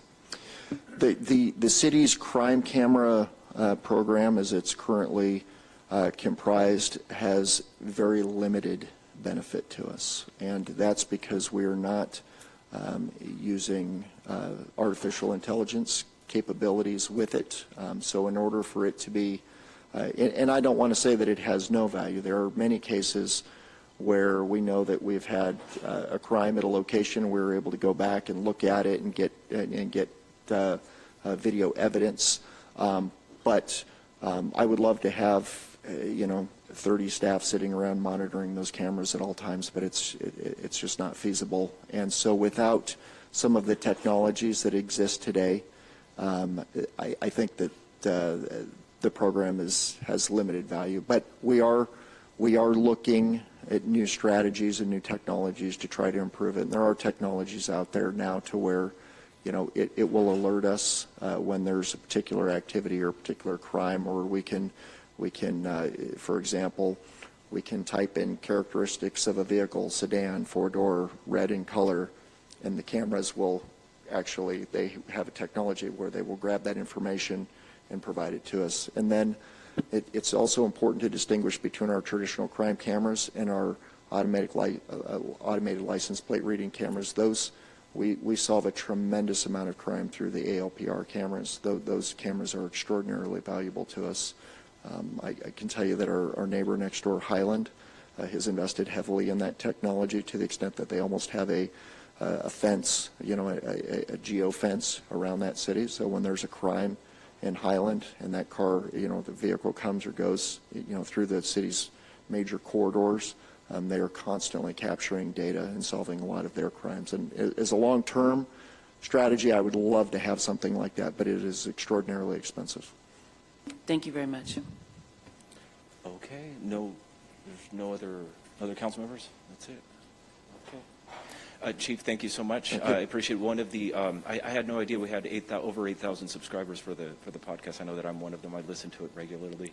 I'd encourage the public to tune in and listen. I think the most recent one, or at least the last one I listened to, was about our female officers. So special thank you to all our female officers in the city. And we're always willing to take requests on topics of interest or guests that folks would like to hear from. So we appreciate the feedback. Thank you, sir. Thank you. Okay, at this time, we'll move on to public comments. Excuse me, Mayor Pro Tem? Yes. Just really quickly before we start, we have to apologize. David Miranda, our VIP system coordinator, had some pretty significant car trouble, was not able to be here tonight, so we're asking that item 10 be continued to the May 4th agenda. That is the VIP contract amendments and report. So we apologize for that. It's very unfortunate, but we are where we are. Okay. So, and he really needs to be here for this. So that'll be continued on to the next Be meeting. continued on to the next Okay. meeting. Motion Yes. for that? Yes. Thank you for that update. Mayor Pro Tem, do you need a That could be done motion for that? administratively, though, right? Mayor Pro Tem, do you need a motion for that? That could be done administratively, I believe. I don't know that we have formally done that before at the request of the city manager. Since his agenda, he's asked for items to be pulled. Okay. All right. So, okay. In-person comments will be heard first, followed by remote public comments. If you are speaking remotely, please use the raise your hand feature to request to speak during the public comment. Please mute any devices to avoid feedback while speaking and log off of the Zoom session immediately after you speak. So we'll go ahead and move on to the first public speaker that I have here is Leslie Stevens from, I believe, the Chamber. Leslie Stevens. Is this acronym correct? Is this the San Bernardino Area Chamber of Commerce? Is that what okay. Welcome. My name is Leslie Stevens. I'm a longtime board member for the San Bernardino Area Chamber. I'm happy to be back delivering messages. It's been a long time since I've been here, and it's good to see everybody. And I'm going to be delivering what's happening in April. We will begin with baseball at our beautiful San Manuel Stadium with the 66ers opening game on Friday at 7:05. Further games take place on Saturday, April 8th at 7:05, Sunday, April 10th at 2, April 19th at 7:05, Friday, April 22nd at 7:05, Saturday, April 23rd at 7:05, and Sunday the 24th at 2:05. For more information on that, please call 909-885-9922. Disney's magical musical, Beauty and the Beast, opens April 8th at 8 p.m. at our historic California Theater of Performing Arts at 562 West 4th Street, with further performances on Saturday at 2 o'clock and 8 o'clock, and Sunday the 10th at 2 p.m. Again, call 909-885-8263 for information and tickets. The San Bernardino Unified School District will hold a board meeting on April 19th at 5:30 at the School District 77 North F Street. Call 909-381-1245 for more details. On Wednesday, April 20th, the Chamber of Commerce will host their monthly coffee clash meeting and mixer, followed by governmental affairs meeting at 9:15 a.m. at the Chamber office, 546 West 6th Street. Please call 909-885-7515 for more information. The 105th National Orange Show commences on April 20th at the Fairgrounds at 690 South Arrowhead Avenue, Gate 8 from 5 to 11, and again on April 21st, 22nd, and 23rd, and the ending Sunday, April 24th. Call 909-888-6788 for more information. Also on April 20th, the City Council will hold their regular meeting here at the library at 555 West 6th Street, beginning at 7 p.m. On April 21st, Partners Against Violence will hold an open house at their premises at 444 North Arrowhead Avenue, Suite 101, between 3 and 6 p.m. Call 909-885-8884 for details. While on the same day, Women of Dignity Health will host Sunset Yoga at 5 p.m. at the Community Hospital of San Bernardino. On April 24th, beginning at 8 a.m., Ronald McDonald House are holding 5K walk for kids, and the Fontana Park. Call 909-747-1262 for more information. Ms. Stevens, we can start wrapping it up. We have a lot to do. It keeps going. The San Bernardino City Advisory Council of Senior Programs will be hosting a meeting at the 5th Street Senior Center beginning at 4:30 p.m. Call 909-384-5414 for more details, while at 6 p.m. on the same day, the time for change. Is there a website that we could direct the public to? Is there a website that we can direct the public to for all this information? You might be able to, the San Bernardino Chamber might have that. Okay. On their website. I don't know if they listed that. Yeah, so it's, yeah, just, what was that website one more time, and then that'll. The San Bernardino Area Chamber, I don't know their website. Okay. So the public could just go to the San Bernardino Area Chamber of Commerce for, yeah. On April so 30, I'm sorry. Oh, we're going to go ahead and move on with the other public speakers as well. Is this the last one? Go ahead. I have a long drive home. I don't mind if you. There's one more thing. The Assistance League of San Bernardino will be holding their spectacular headdress ball at the National Orange Show at 9:30 a.m. and 5 p.m. Call 951-222-5070 if you wish to attend. Finally, Don Felder will be hosting an evening at the Hotel California at the California Theater Performing Arts on April 30th at 7 p.m. Call 909-885. Here's 8263. Thank you so much. Thank you so much. Next speaker we have is Paula Plunk, followed by Thelma Thomas, followed by AFE, Cassandra. There's a lot of names on this one, I'm sorry. So, Paula Plunk. And we have both sides here of the podiums, too, for the public to use.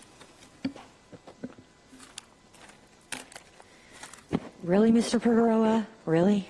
Thank you. Council, San Bernardino residents, good evening. Mayoral candidate Helen Tran caught illegally, yes, illegally, on San Bernardino high school campuses and field trips, spinning her fairy tales to whoever will listen, including mesmerizing San Bernardino school board president, who collusions into her behavior has now been asked to resign his position last night. Trust broken. This is Helen Tran. This is who she is. She doesn't care who or what happens to those surrounding her as long as she can tout this disgusting list of supporters of love and commitment, says the spider to the fly. This behavior is ruthless, narcissistic, and speaks to volumes to the testimonies of the women who were with her before she brutally betrayed the women under her care. Her timeline doesn't fit. Her memo says so. Helen Tran doesn't care what happened to those women, nor does she care that she was the catalyst of why millions and millions of dollars are being wasted in the San Bernardino court system. As long as mayoral candidate Helen Tran can continue her perpetration of these deceptions of understanding the needs of the city, she will do whatever it takes, and that is dangerous. Move along. You are definitely not the mayor we are looking for. Helen Tran, on a personal note, as a sexual assault survivor, now warrior, you are why women refuse to report sexual assault, sexual harassment, and or both. Because when, as the HR director, you bounced, leaving in your disgusting wake the difficult task to clean up the devastation left behind by city manager Mr. Field and things to get back on the right track. Thank you, Mr. Field. Helen Tran and John Valdivia are two peas in one pod, and neither of these candidates deserve your vote. Mayoral candidate Jim Penman is a history revisionist. 26 years working the San Bernardino government, led by this city attorney with bully tactics, self-grandizing in and out of the city council meetings, archived forever. 26 years of city government experience has led to a censure and a recall of this man in 2013, a very costly one at almost $1 million. CW Ward 2, Ms. Ibarra, not here this evening, has asked for $140,000 from residents to help her clean up her legal mess because she couldn't stay off Facebook, leading to this debilitating request. Residents are done cleaning up loose lips, Facebook postings, and leadership failures. CW Ibarra needs to take on this financial mess on her own. Liquidations, loans, or friends help her out. We need the council to stop playing this victim card over and over when all it took is CW Ibarra to remain focused on the needs of her ward and the city. Vote San Bernardino on June 7th. Let's invest in a positive future for the children of San Bernardino. Thank you. Thank you. Next up, we have Thelma Thomas, followed by AFE.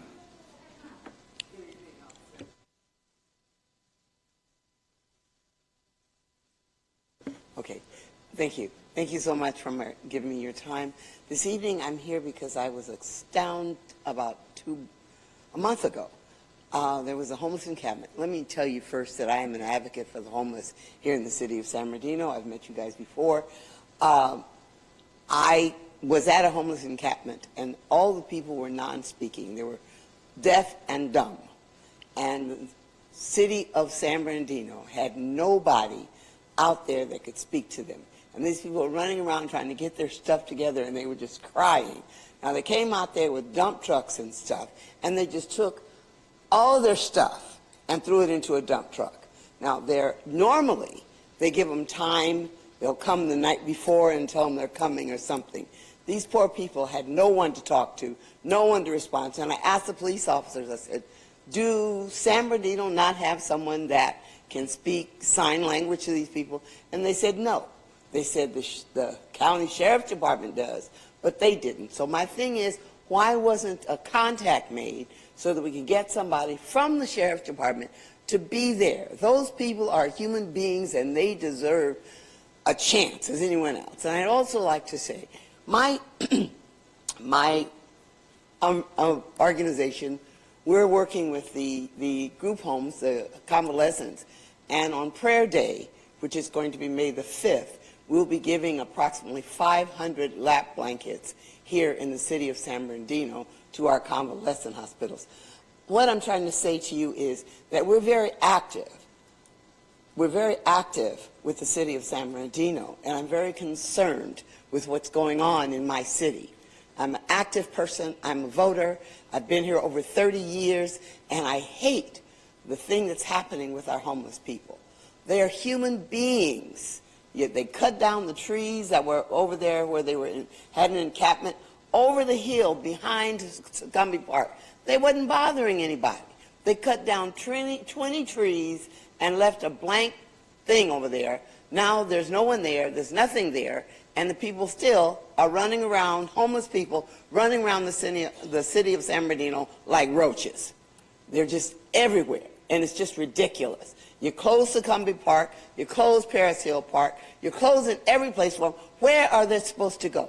Now there's a building at 1888 Highland Avenue. It's been vacant. I think it belongs to the school district, the county, somebody, but it's been vacant. I'd like that building so that I can give showers and bathrooms and clothing and food to the homeless. So I would appreciate it if you guys could please help me to get that building. Thank you.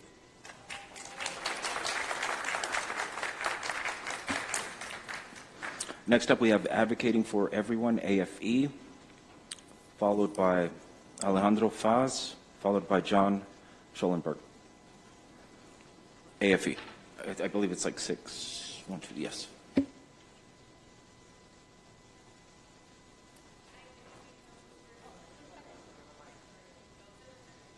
Hi, everybody. Good evening, council members. My name is Cassandra. I'm Christina. I'm Maria.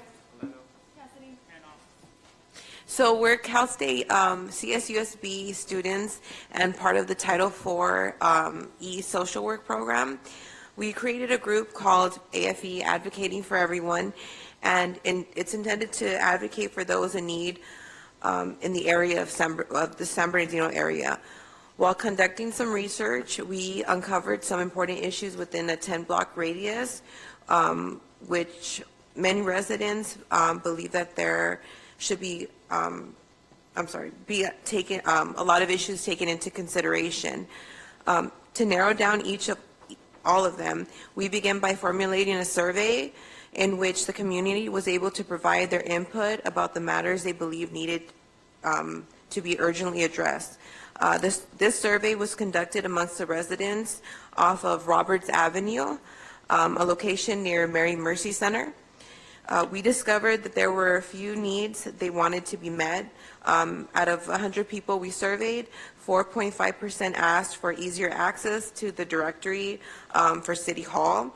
9.1% claimed they were unhappy with the time police took to respond to emergencies. 9.1% would like the streets to be fixed. The conditions just are getting worse.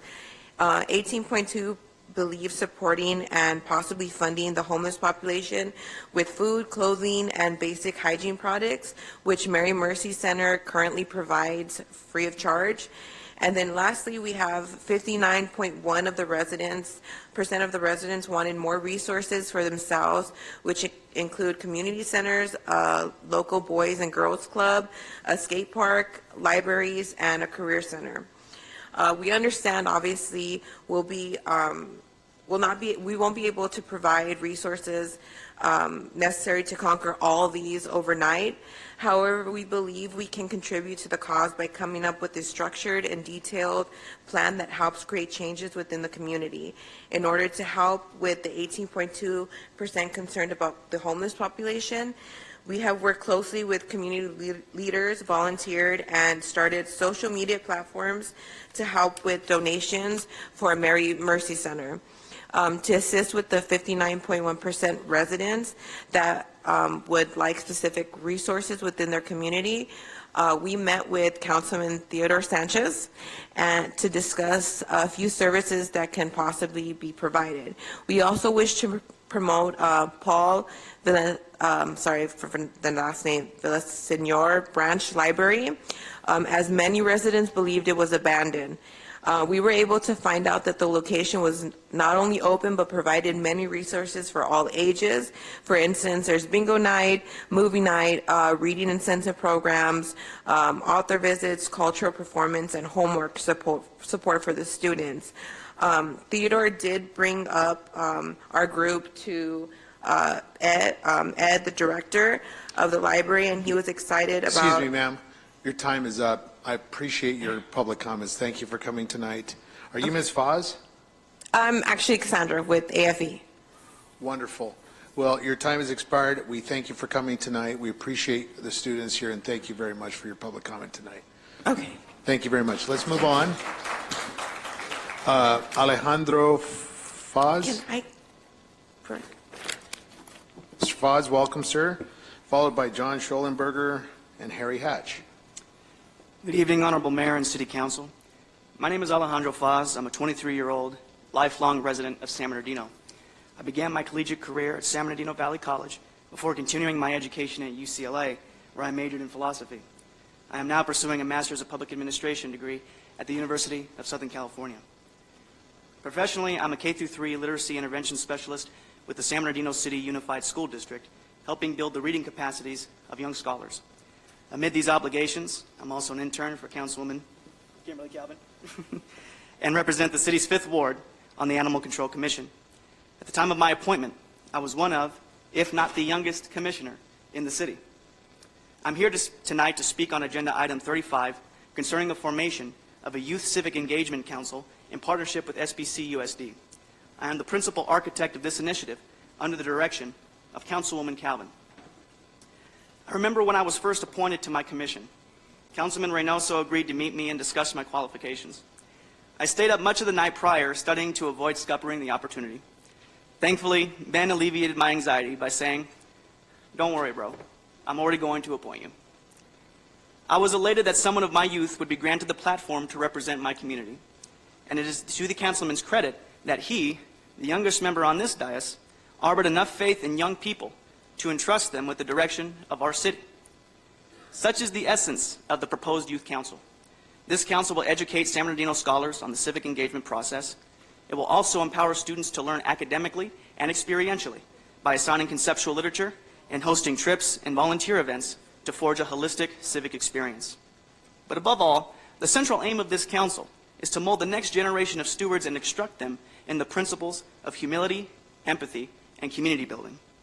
Like my appointer, Ben Reynoso, and my beloved mentor, Kimberly Calvin, and I'm certain all of you, I believe in the promise of young people. Scholars just like me are yearning for an outlet to serve their community. And there are others who have yet to discover their love for public service who could thrive in this program and become the future decision makers of this city. The possibilities for a youth council are endless, and I hope that you all will afford this initiative due consideration as we develop the future leaders of San Bernardino. Thank you all very much. Thank you, sir. Our next speaker is John Schollenberger, followed by Harry Hatch, Mike Hartley, and Luis Ojeda. Sir? San Bernardino leader broke terms of $750,000 settlement, former city manager says. San Bernardino Sun, May 4th, 2020.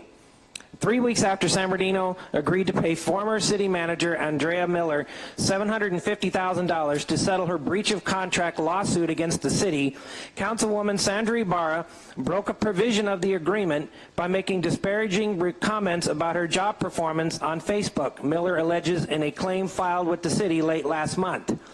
Reached March 25th, about 10 months after Ibarra and a majority of the council members fired Miller without cause, the settlement agreement included a joint statement clarifying that Miller was let go because the city wanted to go in a new direction. The statement was to be the only public comment from either side on the case. Around April 15th, however, according to screenshots included in the claim, Ibarra made defamatory comments about Miller on Facebook, writing in part, "The truth always prevails, and for what it's worth, those comments made by the city are false." She threw the council under the bus as far as I'm concerned. "And I stand behind my vote letting Andrea Miller go, just as I do with others who aren't performing and aren't letting the city move forward." Miller claims the comments, which appears to be a response to another post, harms her reputation and is untrue. According to the claim, Ibarra attempted to hide, conceal, and destroy defamatory posts after Miller's attorney, Bradley Gage, requested her comments be preserved. On agenda tonight is item number 16 and 17, and thanks to a community watchdog in this community, pulled public records and found out that this city has entered into an agreement to pay for Sandra Ibarra's legal bills in this matter. She brought this on herself. She brought it on. You get yourself in, you get yourself out. I do not approve of this. As a taxpayer in this city, you do not have my permission to use my tax dollars to defend this woman in a lawsuit. $50,000 has already been spent. $23,000 is still in outstanding invoices, and now they want to raise this to $150,000. Not on my watch. I want my $4.28 back that's already been spent. I want it to go to the general fund, and I want a receipt. I will not stand by and watch this reckless behavior going on in this council. That's $750,000 that Andrea Miller was entitled to that money. I watched her be berated on this council. Go back and look at the tapes for yourself. That money could have been used to get the lights back on East Street in her district and that street paved in her neighborhood. And that's how I stand on that issue. Thank you. Mr. Hatch. Welcome, sir. Harry Hatch, Mike Hartley, Luis Ojeda. And we're going to ask individuals, as I call your name, we have two podiums available, so whichever is closer, and then also stay in the bullpen area for us. Mr. Hatch, welcome, sir. Thank you, sir.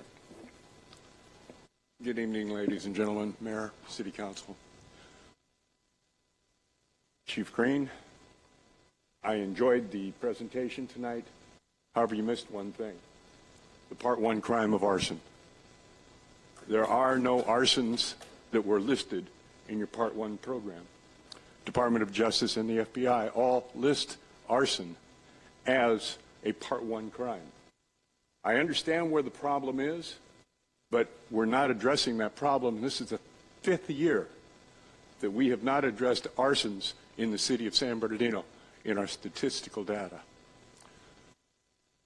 If we had addressed the arsons, we probably would have been #1 in the state for the least enforceable city. We're only #2 this year. Last year we were #1. This is one of the things that we have to look at, but it's something we can do something about. It's a little thing that we can do something about, like fireworks. Changing 12 things in the fireworks section will allow us to make it more enforceable. Little things that we can do to make those steps forward to make the better city that we want. Thank you very much. Thank you, Mike Hartley, followed by Luis Ojeda, Treasurer Tees, Jim Penman, and Leticia Garcia. Sir, welcome. Hello, Mayor, City Council. A couple weeks ago, I was here and I talked about street sweeper. Talked about the street sweeping signs being put back up. If the rest of the city doesn't want a street sweeper, I do. Mr. Alexander, you're in my ward, Ward 7. You're my council member. I'll leave that up to you. You find out how we lost our street sweeper. Graffiti. I have noticed on graffiti on walls that have been tagged, there's 12 different colors now. It doesn't take a scientist to figure out that the wall has been tagged. Originally, it was supposed to be the same color, so nobody would know it was tagged. No longer is that being done. Now, if the owners are painting it instead of the city, the owners have got to paint it the same color. When I was at Stater Brothers on 40th, you have a black spray paint, and the owner painted it white. Well, the tag is still showing. Code enforcement. We now have 10 code enforcement officers. That is not enough. We only have 2 more in the budget. I say we need at least 30. Councilman Reynoso, when you started talking about rent control, the problem we have with this city is that the rentals are out of control with absentee landlords. They do not take care of the property. This city looks like a third world country because of it. And the only way we're going to be able to control it is with code enforcement officers. The apartments, we need more police officers. In Ward 7, I don't know about Ward 5, but in Ward 7, our apartments are a war zone. And there's always 5 or 6 police officers at the apartments in our ward. I also want to say that with code enforcement, their website is really hard to work with, and I don't think a lot of people call code because of it. But I want to tell you, one thing about the police officers, I like the word proactive. Code enforcement is reactive, not proactive, and we got to change that. And I'm pretty sure that would be the city manager's job to get that under control. Thank you. Thank you. Our next speaker is Luis Ojeda, Treasurer Tees, Jim Penman. Mr. Ojeda, welcome. Hello, everyone. Good evening. My name is Luis Ojeda, President and founder of We Are the Change, and everyone has been asking me when SB Food Fed is coming back. I say, well, that's a good question. I just met Parks and Rec new director, and we're going to start the talks to see when it's going to be more convenient for everyone. And I want to thank the council and mayor and everyone for the support on community events. It's something that we have proven that it works. So looking forward to work with you and with everyone else. And even though, you know, I like to see the bright side of it and everything, I think that, you know, we have a lot of bad things that we need to fix, but I feel progress. So I'm going to keep it short tonight because I think you have a long agenda. So thank you very much. Thank you. Treasurer Tees, followed by Jim Penman. According to item 16 in the consent calendar, Ms. Ibarra will remain responsible for and will pay for attorney's fees in the event that the city either fails for any reason to pay attorney bills or costs as they become due, or if the $50,000 cap is exceeded. It is clear in your own backup agenda that you have provided this community that Sandra Ibarra is responsible for everything above $50,000. So I want to know why tonight you're asking the residents to fund an additional $100,000. Because what we know is we have the longest call times, response from our police department. We don't have enough cops.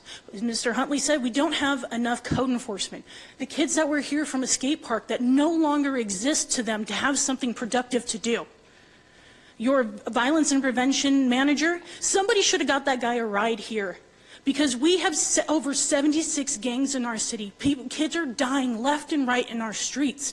And we have an opportunity to expand the capacity of 2 programs that make the utmost difference in protecting our children and giving them a future.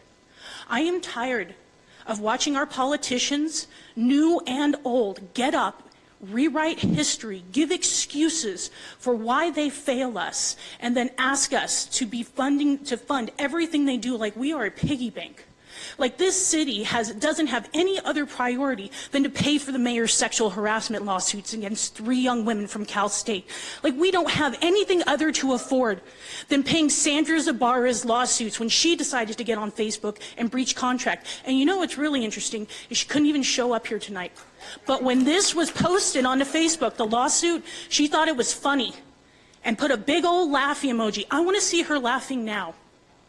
Because we're not laughing. We're not laughing every time we hit a pothole, every time we walk down a dark alley, every time we overstep homeless people on our way to businesses, every time we can't take our children to parks because they haven't been cleaned, every time something is taken away from somebody in this community, but yet every time you guys do something wrong. Oh, magic, there's money. In a city that was bankrupt, magic, we can pay your attorney fees. We can pay for your legal fees. When the rest of us do something wrong, we pay. My dad used to tell me, don't cause trouble you can't afford to take care of on your own. You must pay for the consequences of your own actions. It is time for all of you to grow up. The city is not your mother. The taxpayers are not your piggy bank. And if any of you violate what you all signed on for, then you are just as culpable. And the mayor, who brings back his lawsuit questions for us to pay for him, is waiting in the wings to sue us so he can pay Rod Pacheco $450 an hour, and that will be on each and every one of you. Your time is up. Mr. Penman?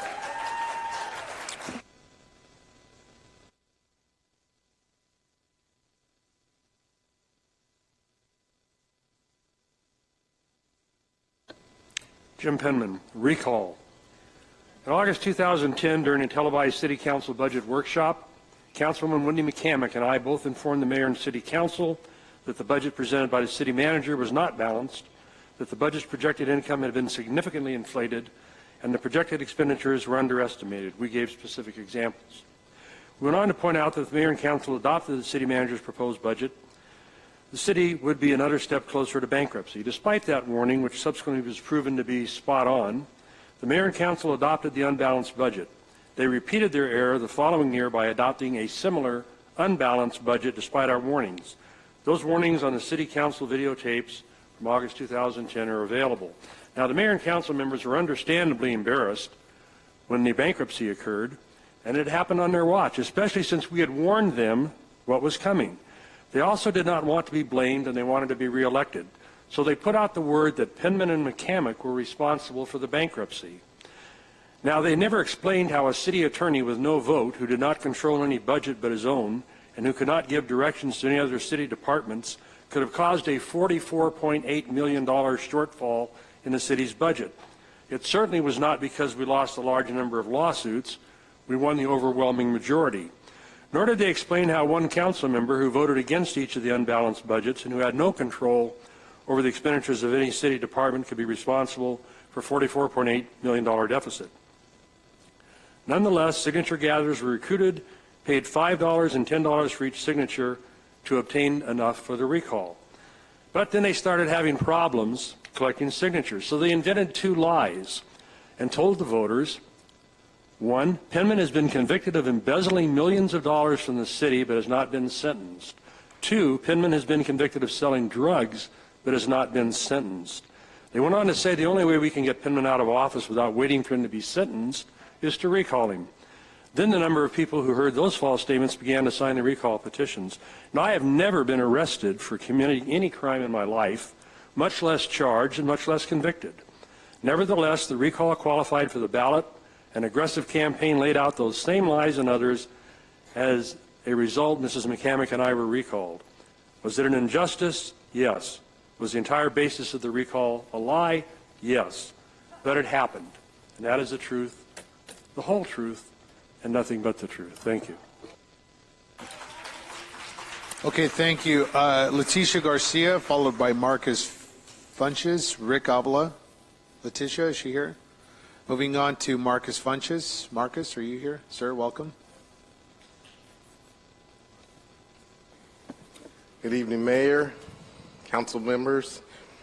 I'm Marcus Funches. I'm the Assistant Superintendent of Human Resources in San Bernardino City Unified School District. And I wanted to take a special moment to highlight a wonderful opportunity to continue to build a strong partnership between the City Council and San Bernardino City Unified School District.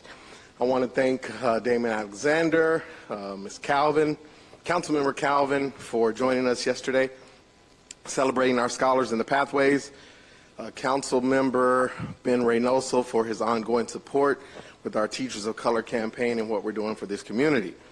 But I wanted to take this special moment to really highlight the knowledge or remind us that knowledge is power, but the effective use of knowledge opened doors for opportunity that could rarely be closed. And with that, there's an opportunity to partner with Youth Council being spearheaded by Councilmember Calvin and City Council. And some of those opportunities and that knowledge that I speak of are right here. So just listen to these few things. Our scholars will learn to examine how societies obtain, produce, and distribute the resources and services they need to continue to exist. That's power. That's knowledge. Our scholars will happen upon a path to explore career goals, cultivating future leaders within the city of San Bernardino. I'll say that again. Cultivating future leaders within the city of San Bernardino. That is excellent. Our scholars will afford or be afforded traditionally, will be afforded who were traditionally disenfranchised groups a platform to tender their concerns of what affect them and their communities. That is excellent as well. A few more. Our scholars will attend field trips designed to introduce scholars to the legislative process. Even more knowledge and power and opportunity. Our scholars might receive $1,500 of city subsidized stipend to cover tuition, textbooks, and devices if they pursue post-secondary education. How wonderful is that? And then finally, I'd like to highlight this last one, that our city will establish a secondary to post-secondary pipeline for youth council members to advance their work in city government. So I wanted to take a moment to thank our council member Calvin and to highlight the strong relationship being built between San Bernardino City Unified School District and the City Council.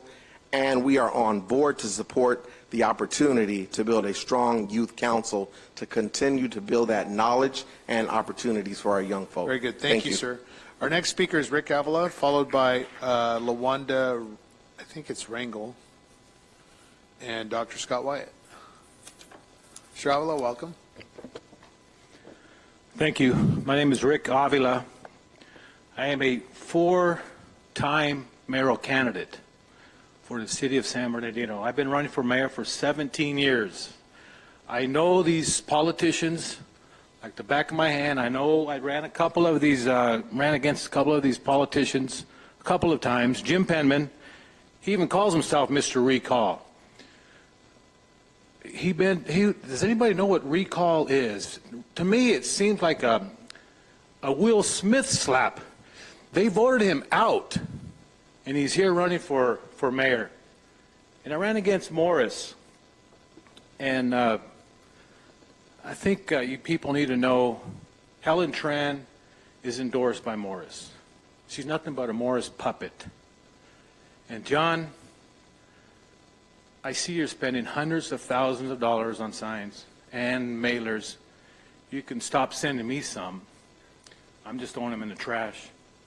So if you haven't figured it out by now, I'm endorsing Treasurer Ortiz for mayor. Treasurer Ortiz has been pounding you guys for over 3 years, exposing all the corruption that I try to expose for 17 years. During the course of that 17 years, I was thrown in jail by Judge Duke Rouse because I was trying to expose the corruption in 2008. 14 days solitary confinement.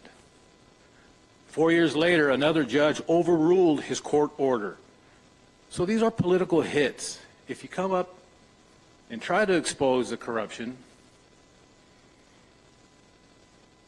they usually stop you, some of these powerful politicians. But I don't see Treasurer Ortiz being stopped.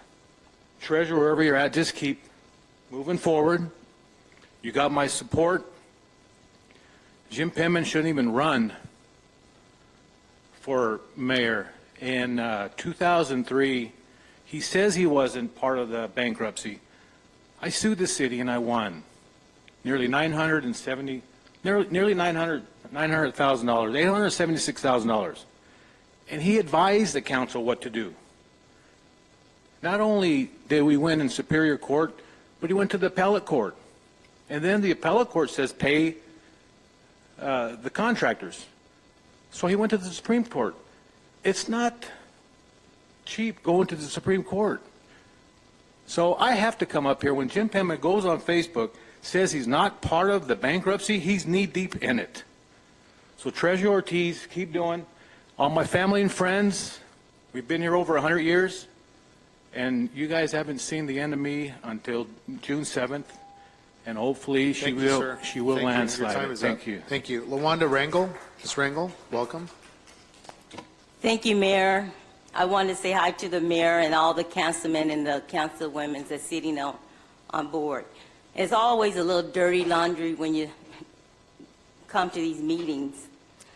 But I just want to say that as a leader, people is watching you. People always watching you. It's so funny that we can do 99% of things right. That 1% that we get wrong, that's what people is always going to remember, that 1% of things that you got wrong, that you didn't get right. So as a good leader, what are you leaving to the next generation? What are you leaving for your children? Because there's someone out there going to always say that my father and my mom did X, Y, Z to your children or to the next generation. We need to start leaving our children a good example when we're in leadership, which is a legacy. A legacy is something that they can pass on to their children, to their grandchildren, as the generation continue to grow. As a good leader, a leader should seek the Lord, commit his ways to the Lord, and the Lord establish the next step. We need to know what we're doing, how we're going to do it, and when we should do it. And as that last gentleman said, that Jim Pittman, well, Jim Pittman is a man of honor and dignity. And what I see from Jim, he's a man that been living here in San Bernardino for a century. So he knows some things that we don't know. He knows some things that the younger folks don't know.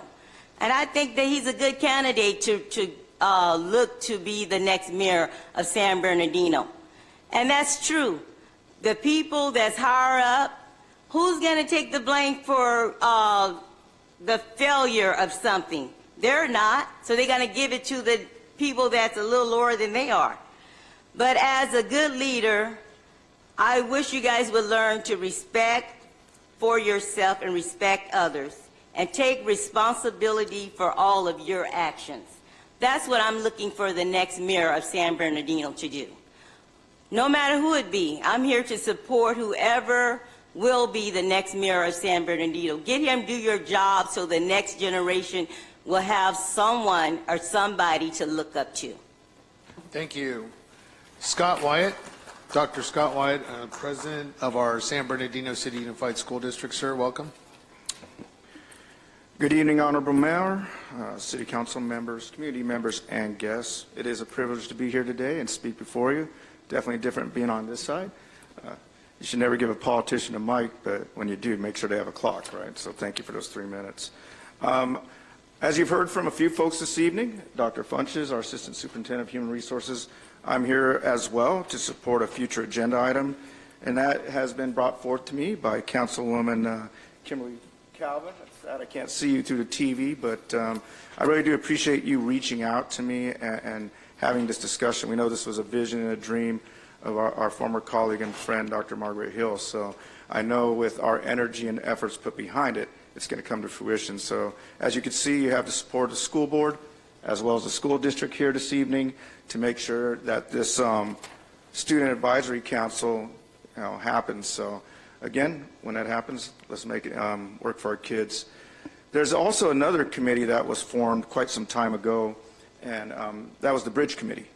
And I know we've talked about this often, and I know we're all very busy, but it's time that we get together and form that Bridge Committee again. You know, the only way we're going to turn around this city is by working together. And I know City Council has a lot to do, I know the school board has a lot to do, but we need to come together and work together to transform this city.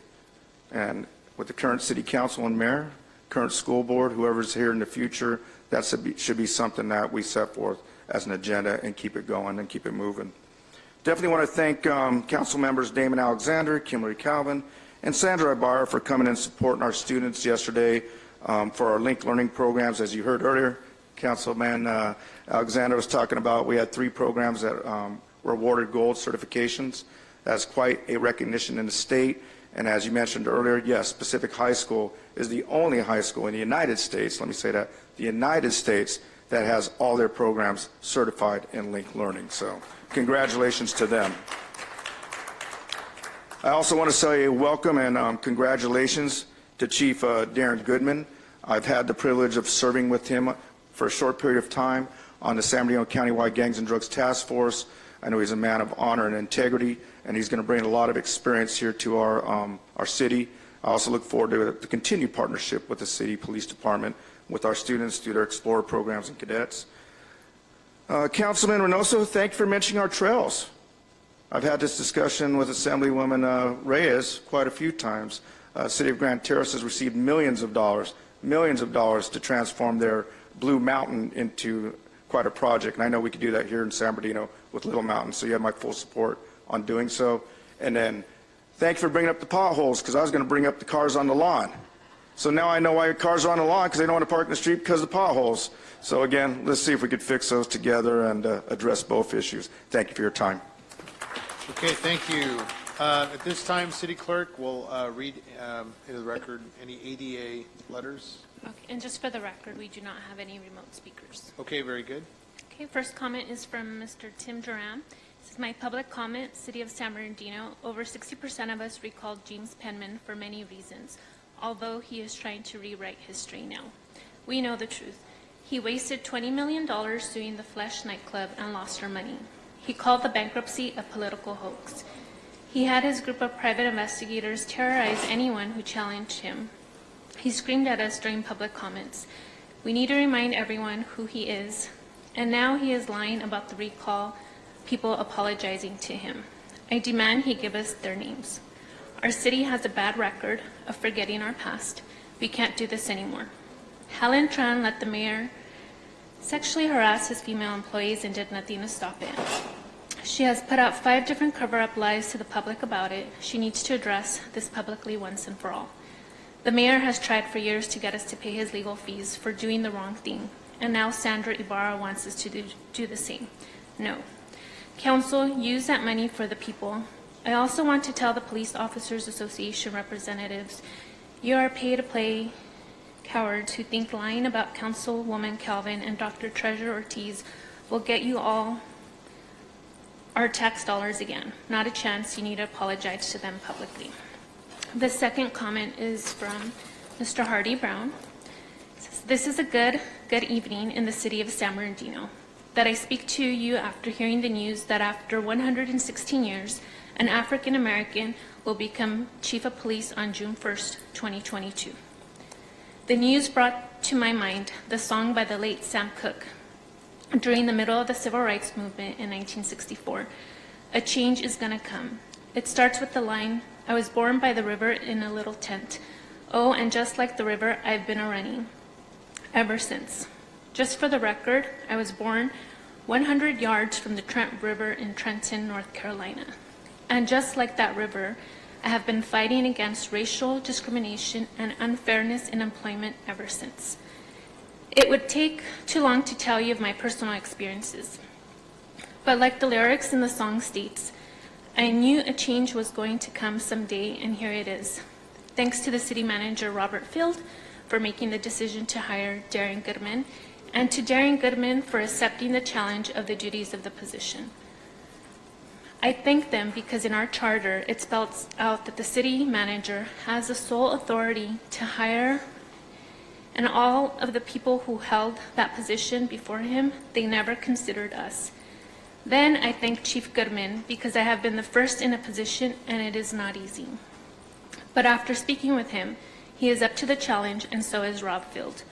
I stand ready to work with all of you to help keep the city moving forward as I have in the 61 years as a tax-paying citizen in this city.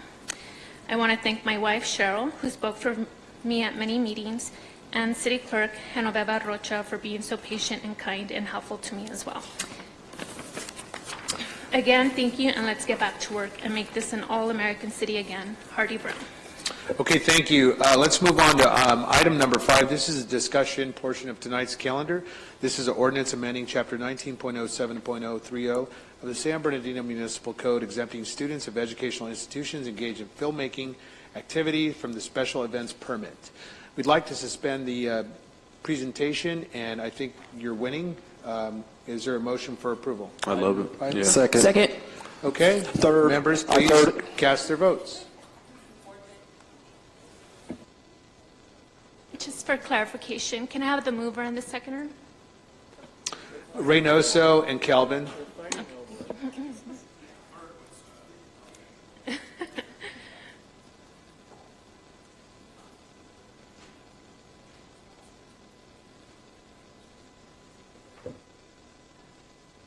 Motion passes 6-0. Councilmember Ibarra is absent.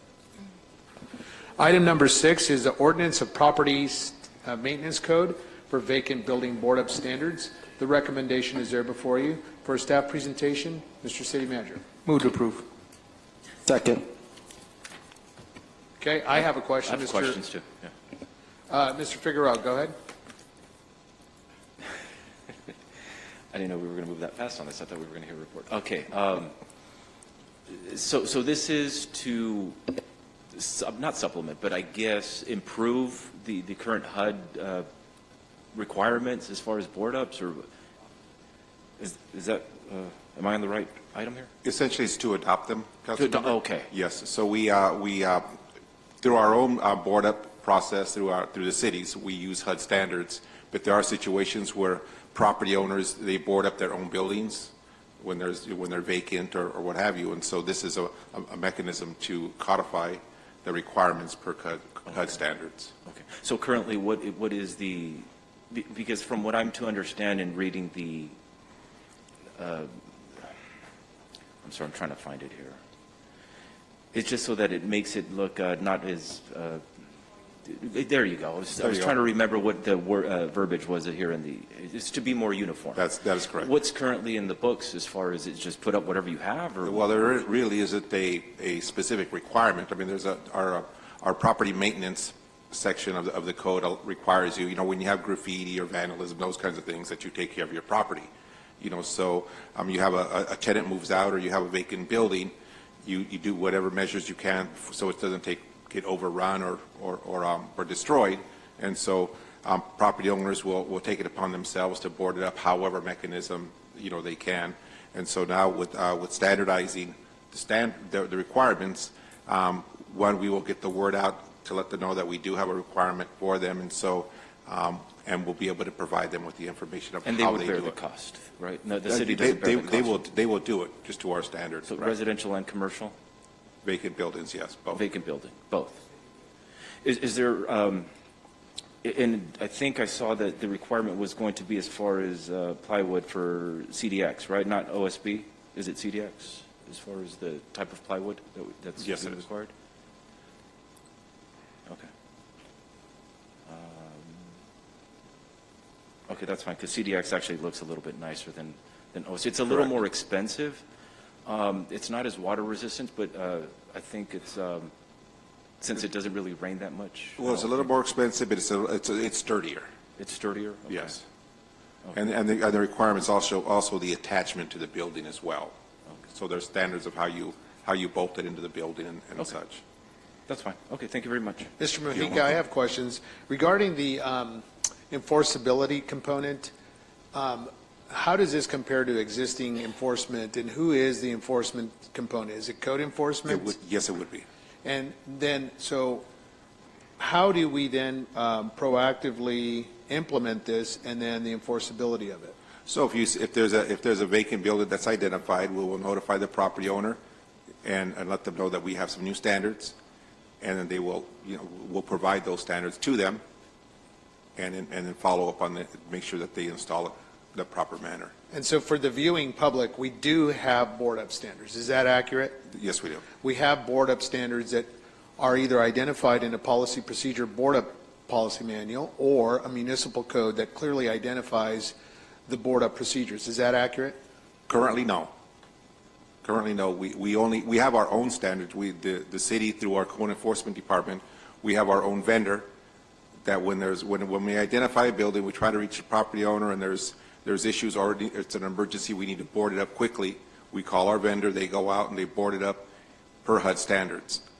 So but that's only our internal policy. It's not within the municipal code as to how it's done. The other alternative would be to add a policy, and that's what this, in essence, does. Is that right? That is correct. Okay, so it standardizes it and it codifies it into action with the municipal code. That is correct. Now, what is the variance? What's the difference between an existing board-up standard that is procured through the city department and is afforded through the contract vendor? What's the cost variance between this as what's proposed and what is existing? Because there's added costs.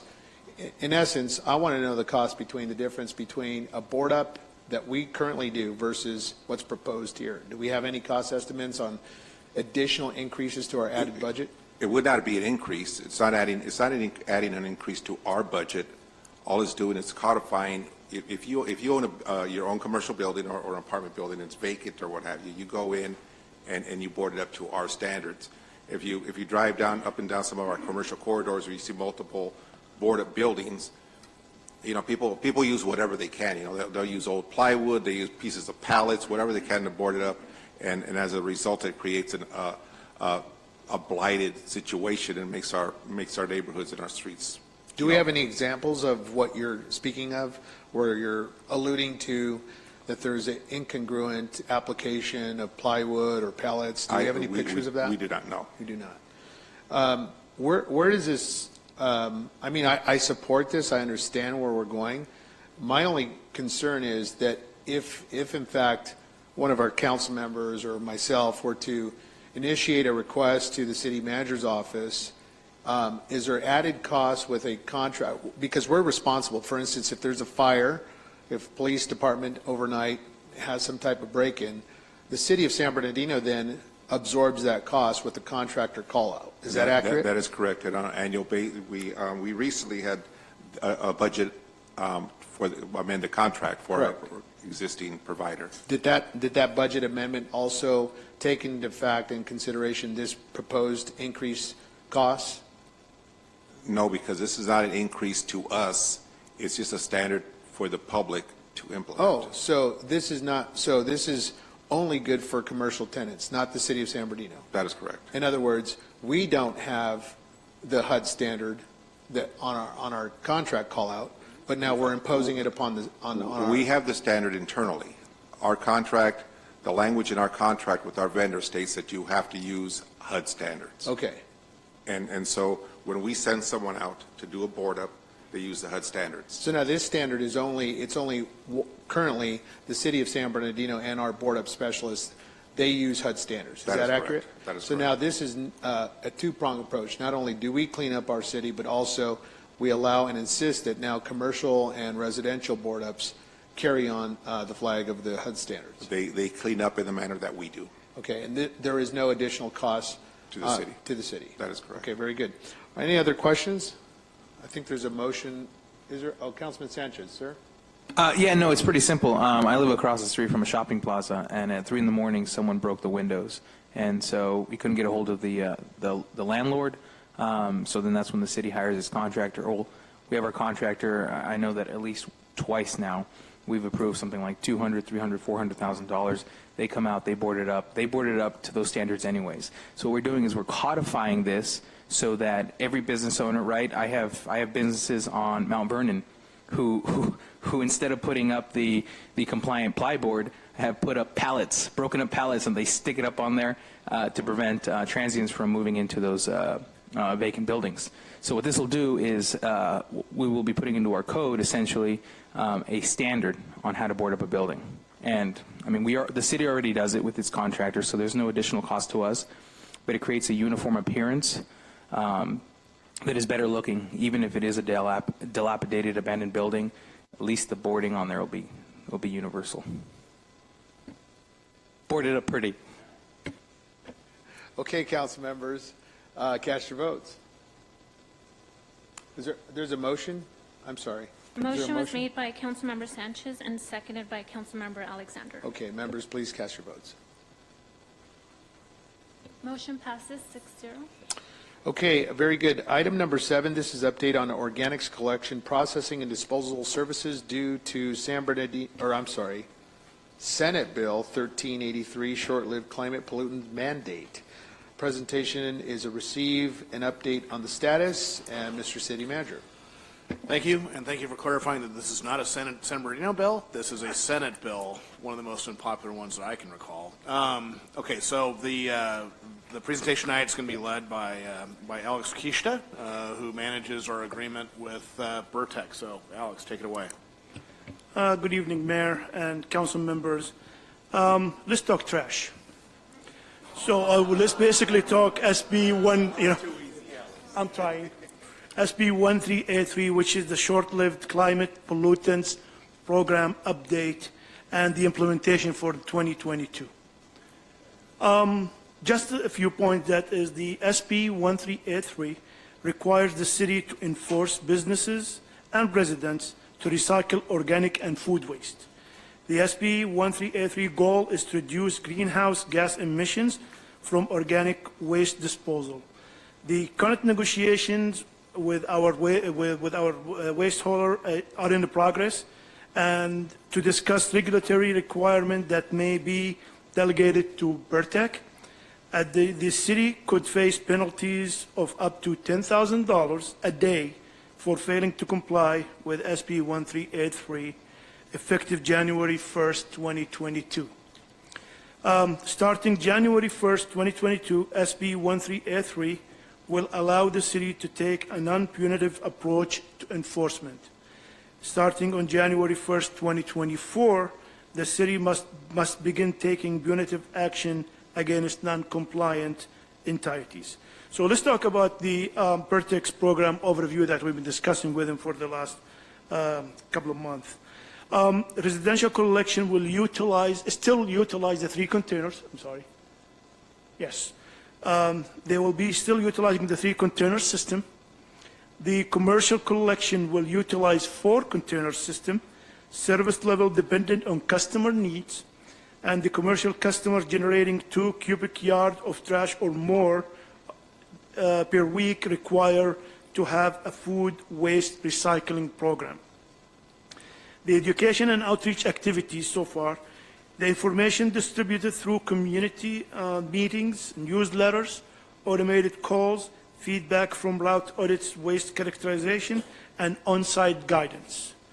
For the procurement requirements, the compost and mulch giveaways, landscape and turf enhancements, organics converted to heat, fuel, and electricity. The edible food recovery program identified Tier 1 food generators and food recovery organizations, estimate amount of edible food being disposed, and divert 20% of edible food from disposal to food recovery organizations.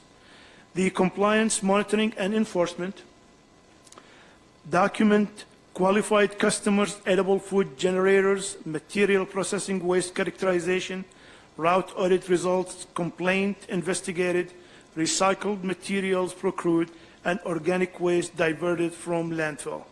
SB 1383 regulations require the city to adopt an enforceable ordinance to compel businesses and residents to recycle organic and food waste. This was adopted by the City Council December 1st, 2021. What is the SB 1383 impact to the residents? Okay. Residents will bag food waste and place into green waste cart, no longer disposing in the trash cart. That all multifamily dwellings, apartments, will now subscribe to food waste organics under SB 1383, which was not required with AB 1826. 208 of 241 commercial customers in the city of San Bernardino will need to subscribe to food waste organics recycling. Bertec is utilizing site visits, phone calls, email to remind customers of SB 1383 requirements. The city and Bertec are developing a program to deter and inspect container contamination, likely to include a separate contamination fee on top of the notice of violation. The physical impact to the resident is still unknown until we finish discussion with Bertec. That concludes staff reports. We'll be more than happy to answer any question you might have. Thank you, Mr. Keisha. What an informative report, and thank you for updating the council. This is a very important Senate bill. Mr. City Manager, the roadmap ahead, we will continue to monitor, and is the expectation that Bertec will ultimately implement and coordinate with you in the rollout of 1383? In short, yes. We don't have much of an option there. The state forced our hand on this, and it will result. When I said it's an unpopular bill, I mean it's going to result in an increase in people's rates. In both commercial and residential. Absolutely. Now, we are working with them very closely to ensure that that is minimized and keep the numbers down as much as we can, but it's simply something that was mandated by the state. We are working very closely with the city attorney's office. I want to actually thank them, Josh Nelson and Joan, again, for working with us to develop and to evaluate what Bertec is proposing. We're sort of in trust but verify mode with them to ensure that whatever they bring forward is supportable, is equitable, and fair to our residents. We minimize the impact as much as we can. What that means is that we'll be evaluating their costs.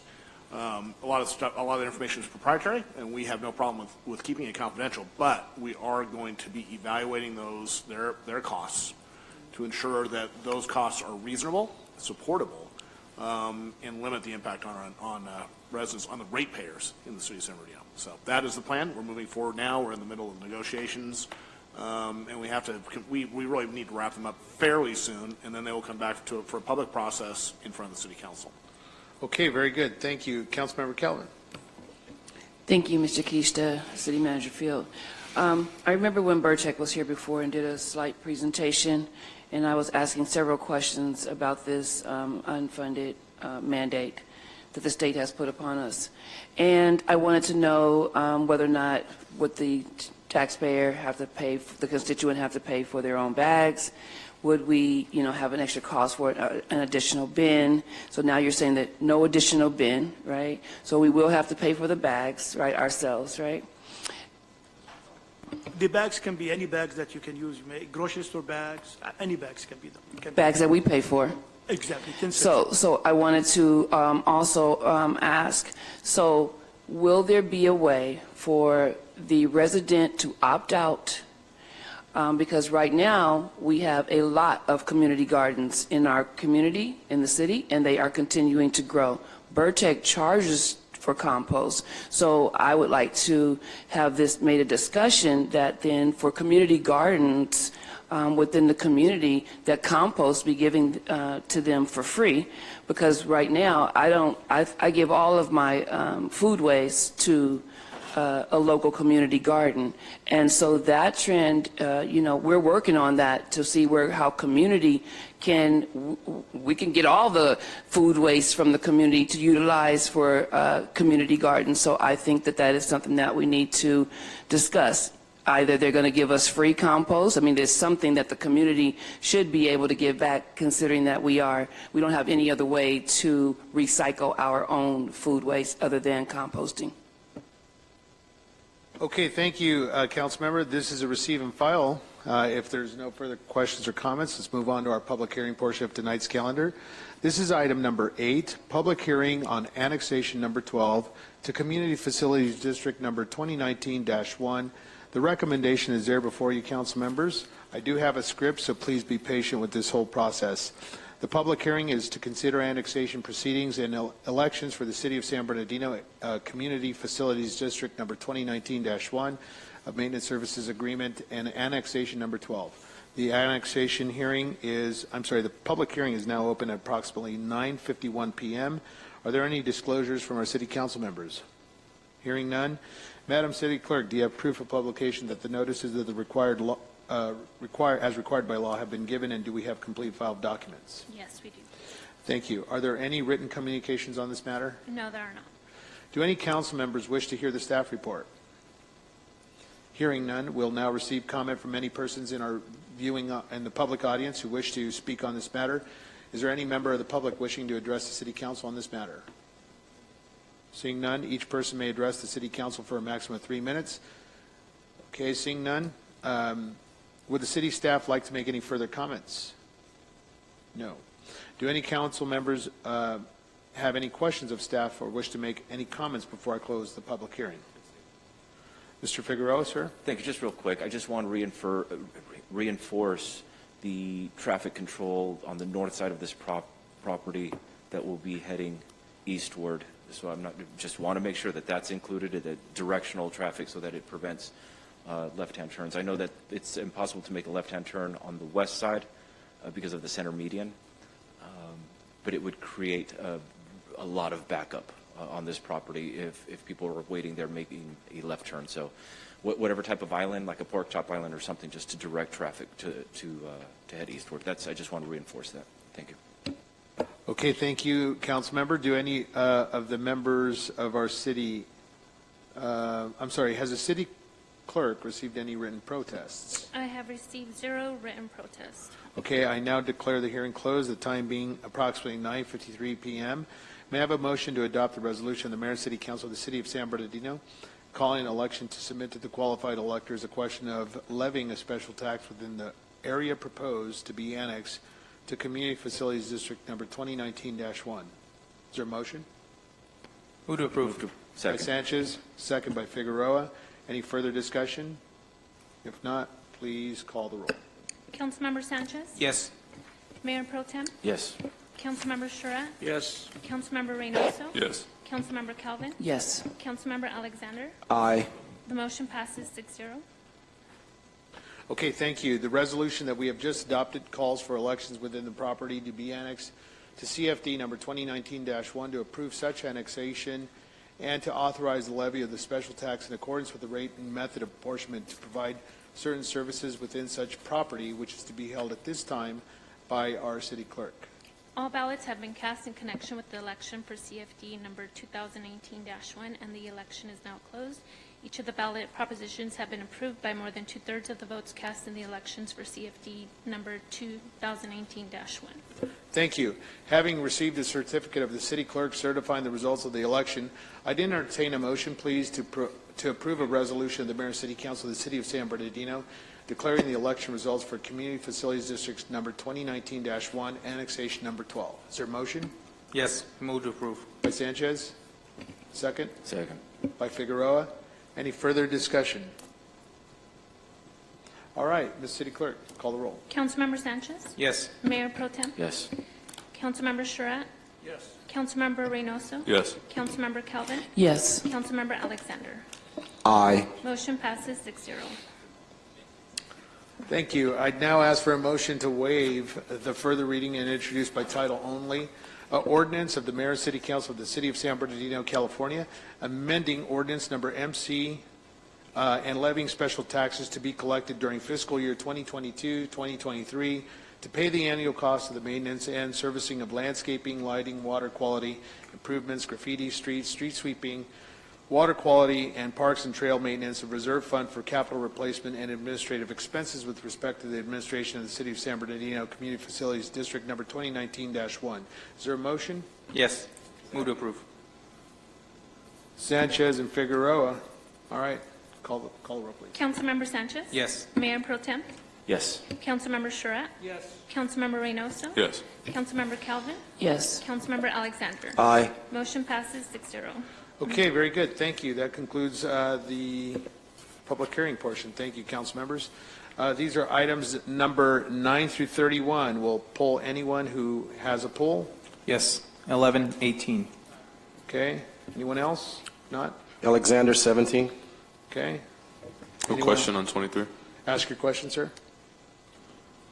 Mr. Keisha, number 23, in the proposed annexation, I'm not sure if this is set in stone, the street light placement, is it? It's like a cul-de-sac proposed that the residential development special tax would pay for everything in there, including those street lights.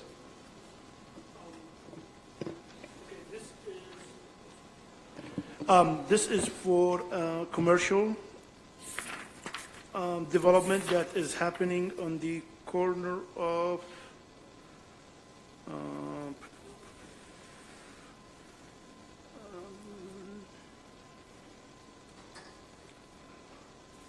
Shane, do you? Sorry. Let me introduce you Shane Spicer. He's our consultant that has prepared the CFDs for us. Good evening.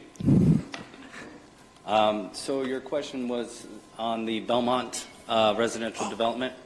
And the question, so the engineer of work provided us the maintenance exhibit with the location of the streetlights.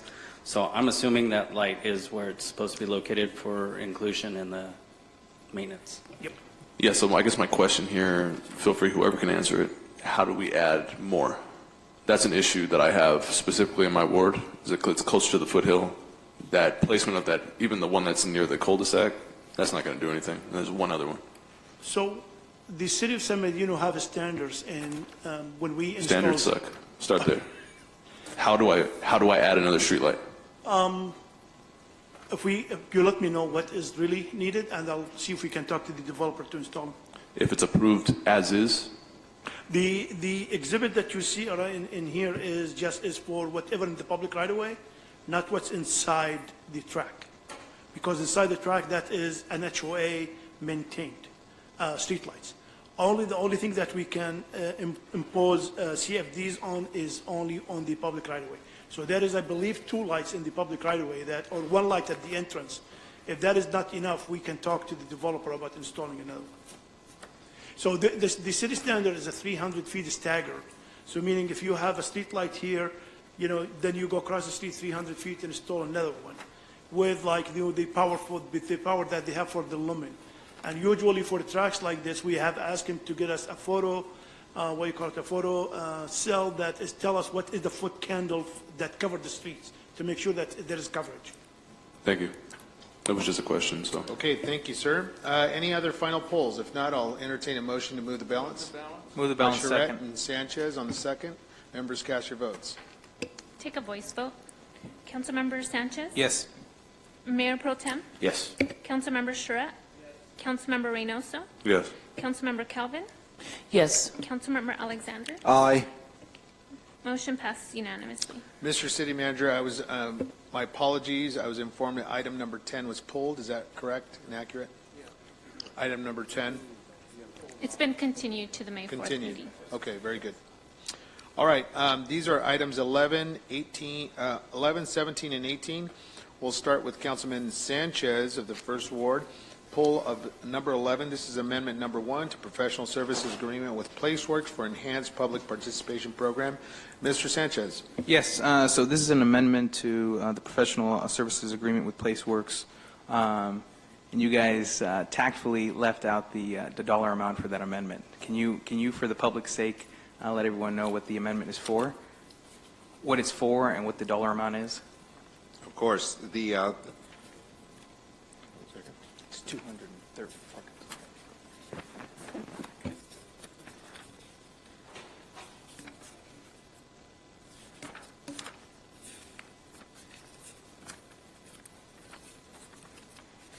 Oh, do you need me to pull it up? No, I could. The additional amount is for $297,323. $297,000 for what exactly? These are for the additional workshops associated. So we've done the first go-around of the workshops in each ward. So we're going to do some additional workshops, another 3 rounds, primarily to cover the land use discussions. And there's also the outreach component of that to get more people to attend. Also the discussion as it relates to the downtown specific plan component. So nearly $300,000. How many more events are we going to have? And don't worry, I'm not going after you. I'm questioning this because I'm not sure we're going to get our money's worth. And we don't have anyone here from PlaceWorks to explain to us how those expenditures are going to be spent. That's nearly $300,000. I know the counter argument is going to be, don't worry, this is grant funding.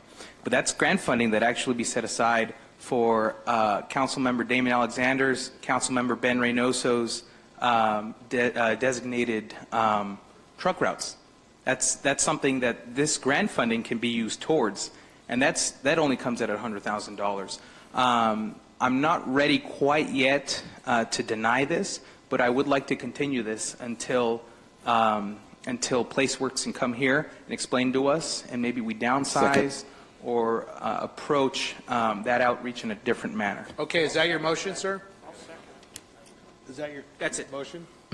Your motion is to continue it?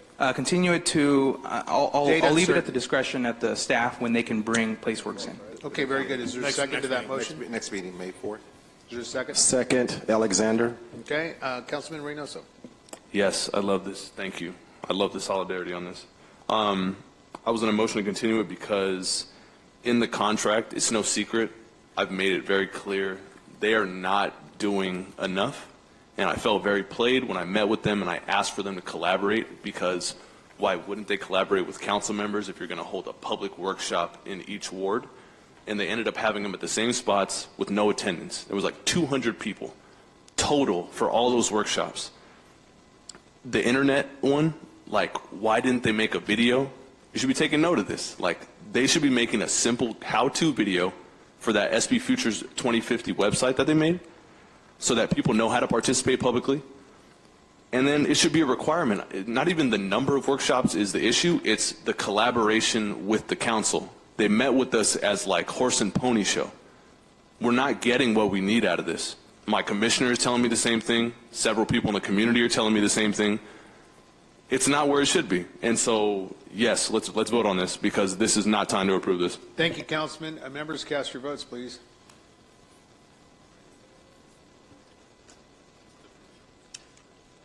Yes, the motion is to continue the item.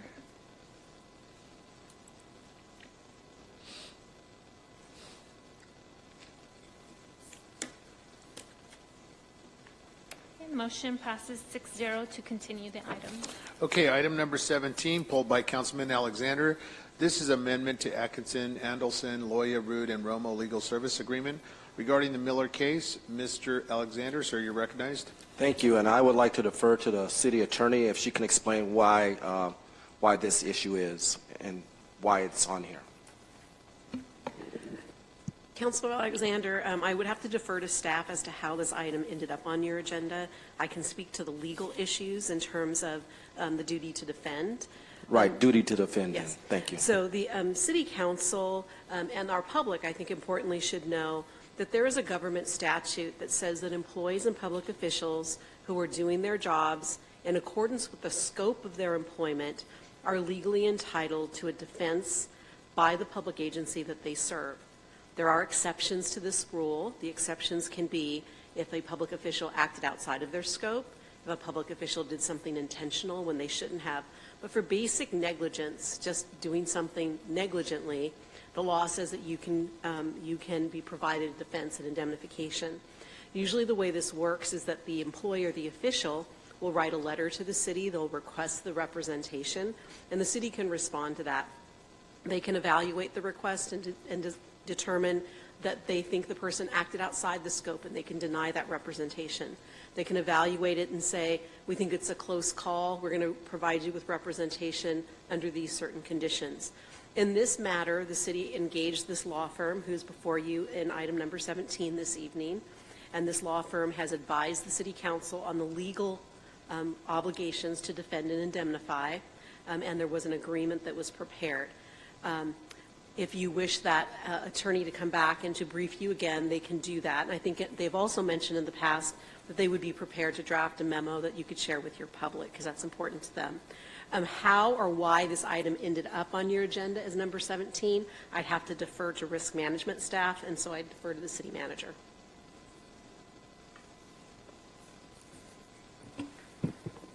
As a routine process, the city always, risk management always brings before council any increase to contract when it goes beyond the initial agreed amount. And that is the circumstance of this. It is a requirement that any previous contracts be presented as attachments and exhibits, and that was just the normal scope of business.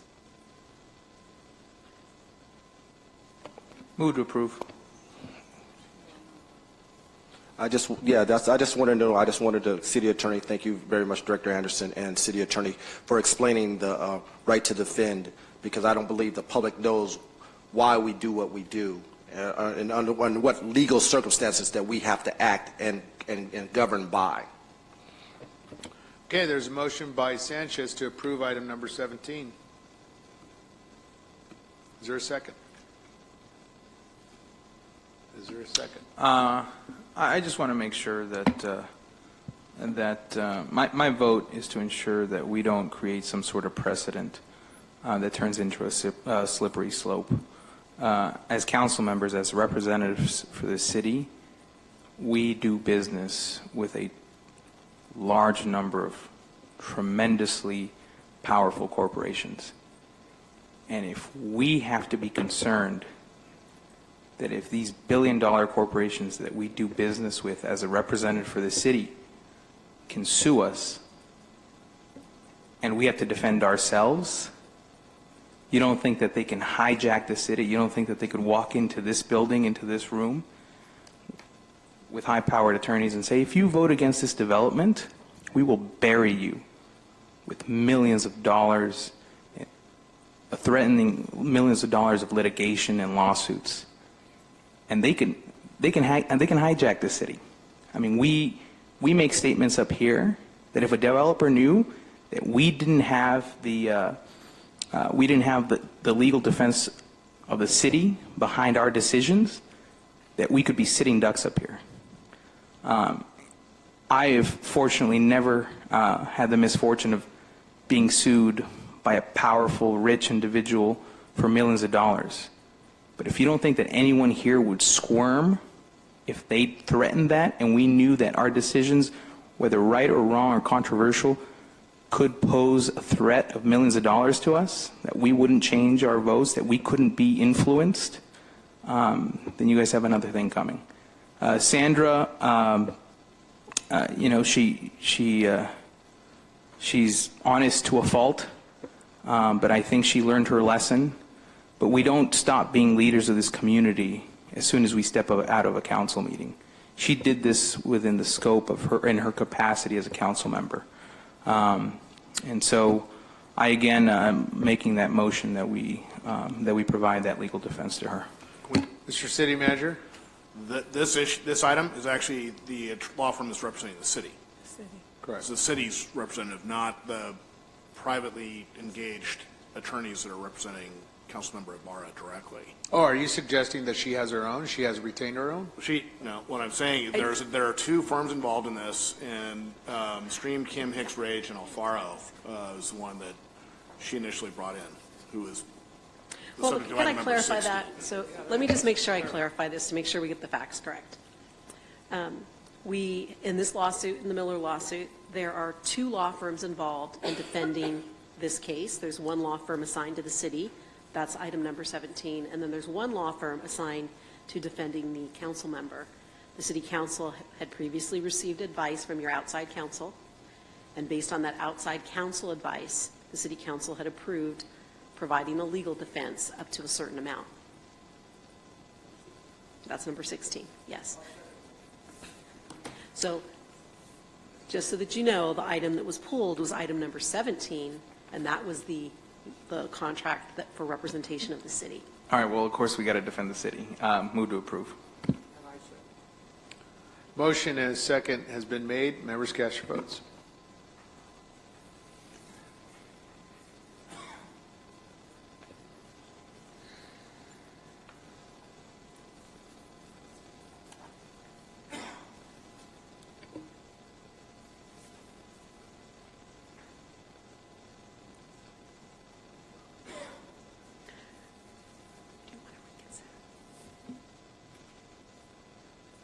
I'm sorry. I know that I'm supposed to be voting at this moment, but I still need some clarification. Item number 17 are lawyer fees requested to defend the city. Item number 16 are lawyer fees requested to defend Councilmember Ibarra. Correct. And the reason I was trying to clarify is when the city manager, just to make sure we're clear, the city agreed to hire this firm for the individual council member.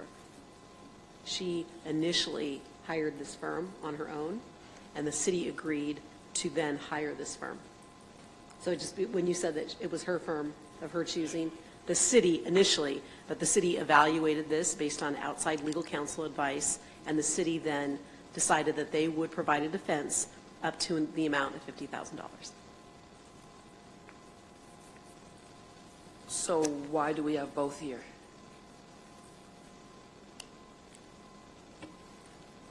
They're separate representations, separate contracts, incurring their own expenses, and so it was just advised by, and decided to bring them together at the same time to request the gift status and request cap increases on the contracts at the same time. Ms. Anderson, but both items 16 and 17 are, the subject matter is still regarding Miller and Sandra Ibarra, whether representation of the city on 17 or personal representation by 16. They are separate defendants. Ms. Miller sued the city of San Bernardino, a separate defendant, and sued Sandra Ibarra, a separate defendant. The city, the law firm under number 17, is representing only the city.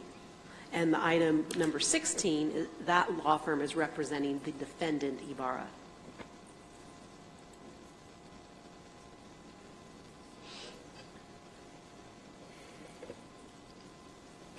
Members cast your votes, please. Item number 17. The motion passes with 5 votes in favor for item number 17, and Councilmember Reynoso voted in opposition. Okay, thank you.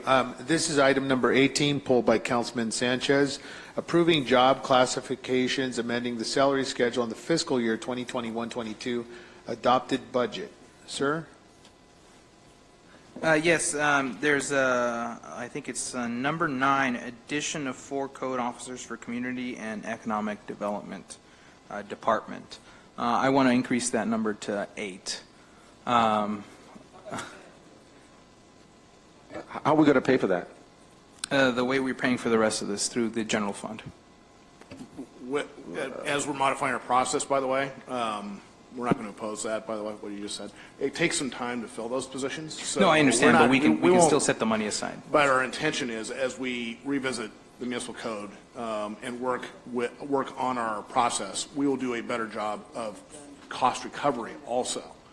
So it is initially a general fund burden, the ultimate goal being to find ways to augment. That our is revenues. only one of a dozen reasons why this is a good move, because we do parking tickets, we do speeding tickets, we do code violations, and they recoup some of the money. They rarely recoup 100%, but this is a good thing because, like most people here, most people out there, the biggest investment of my life is the home I purchase, and people lay a stake here, and the value of their home, the home is still in the United States the number one tool of wealth development, of pulling families out of generational poverty.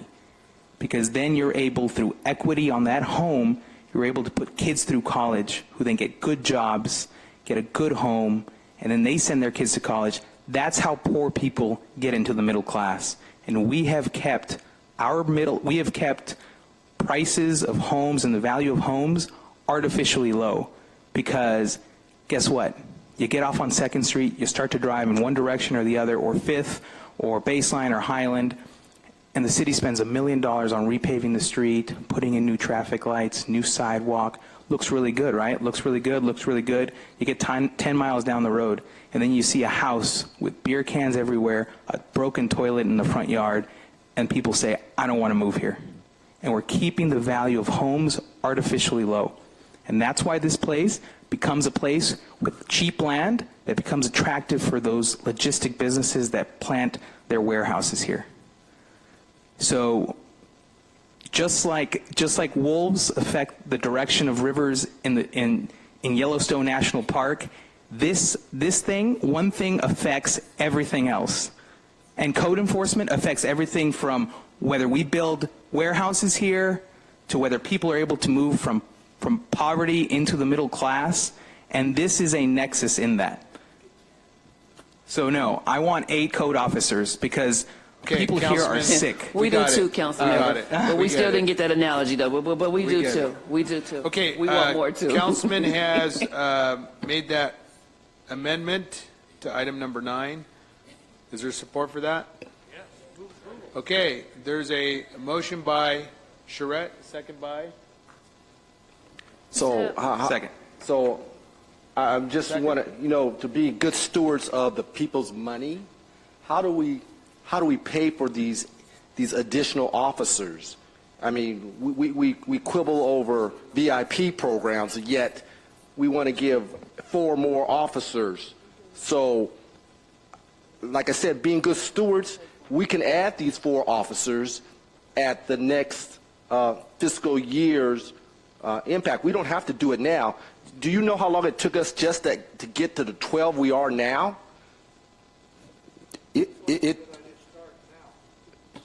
I would concur with my colleague from the 4th Ward. We can go ahead and set the money aside, and we can start working towards that. Just like if you look at the fiscal impact, these aren't impacts for the entire year. These are the impacts from this point forward till the end of the fiscal year. So we can go ahead and start setting money aside, and instead of, hey, we don't have it funded, so we can't hire on these code officers, it's going to be, hey, we're making sure we get the best candidates for these positions. I would rather that be the limiting factor as opposed to, hey, the council hasn't funded additional code officers. We have funded. We just funded 4 more. No, we have not yet, but I want 8.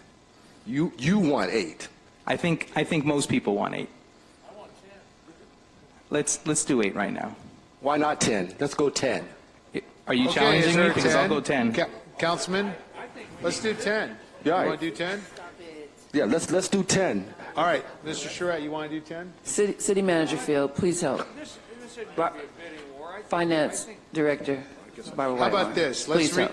Let's hold on. Let's regain composure here. I think Councilman Alexander, great questions to be vetted out later by our city manager and staff reports. There's a motion. We have consensus here that I think we need more code enforcement officers in our city. We got that. We get it. There's an amendment on number 9 to add 4 more for a total of 8, as you see there on your agenda packet. So there's a motion. One more quick question, Mr. Mayor. One more quick question. Yes, sir. Now, we last time we had an addendum to say that those code enforcement officers will be working after 5 and weekend shifts. Is that still going to be part of this addition? Yes. Okay. City Clerk, you got that? Yes? Okay. I said it as loud as I could without yelling. Yes. Take it to the bank. Excellent. But Okay. if I may, we still do need to answer the question. Are we talking about this budget, adding an additional 4? I am not in disagreement, but I want to still make sure that we are able to fund this. Just tell us where it's going to come from. I want 20. I want 10 in my own ward. But we do need to still be fiscally so let me sound. take it- There let we me- go. That'd be great. Can I take a stab at this? Just real quick. This, just because they're approved this year, there's very little chance that they will be hired in the current fiscal year. We'll put them in the current fiscal year budget, and they'll be carried forward into the 2-year budget, actually. What it does do, what we kind of like about this, I mean, I'll let you know the secret. We were going to come back and ask for 4 more after we hired these 4. So we're kind of, I don't know if we're accelerating the process or not, because to Councilman Alexander's point, it takes a while to hire these folks. Mr. I City think Manager. Mr. Sanchez said the same thing. So we're fine with this, and we're working in parallel to work on revenue recovery to help support these positions anyway and limit the impact on the general fund. Mr. City Manager, does this also allow you, when you say accelerate or chew gum, walk at the same time, does it allow, even though that the budget may not, or I'm sorry, that the positions may not be filled till next fiscal year, it does allow Renee and her team to begin to float the positions, to recruit the process, and begin that process? Precisely. Yeah, so to that extent, yes, it will accelerate the process. The question of recruitment is a separate one, but it will definitely, we'll start advertising 8 as opposed to 4. Great. So, yes. Thank you. Cast your votes, members.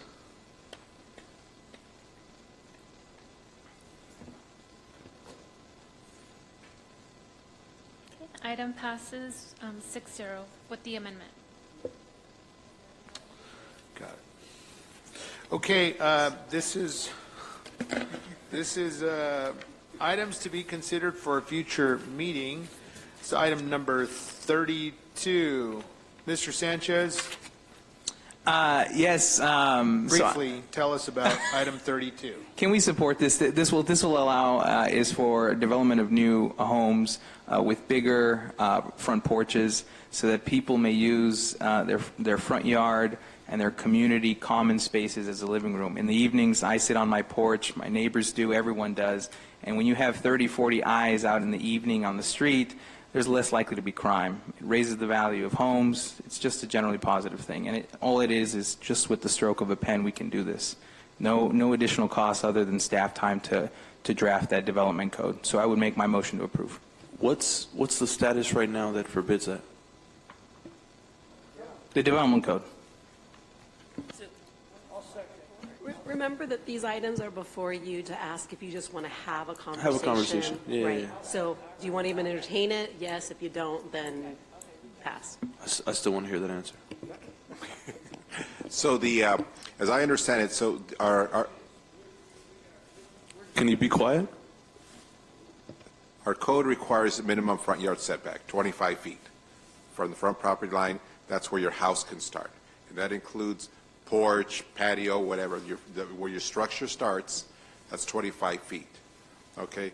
So it's my understanding that the request is to then allow, or in the future consider, allowing porches to extend into that 25-foot setback between the front property line and the house, bringing the building essentially closer to the street. Thank you. Okay, is there a motion and a second? Cast your votes. Item number 32, consideration of development code to permit open porches to encroach in the front setback.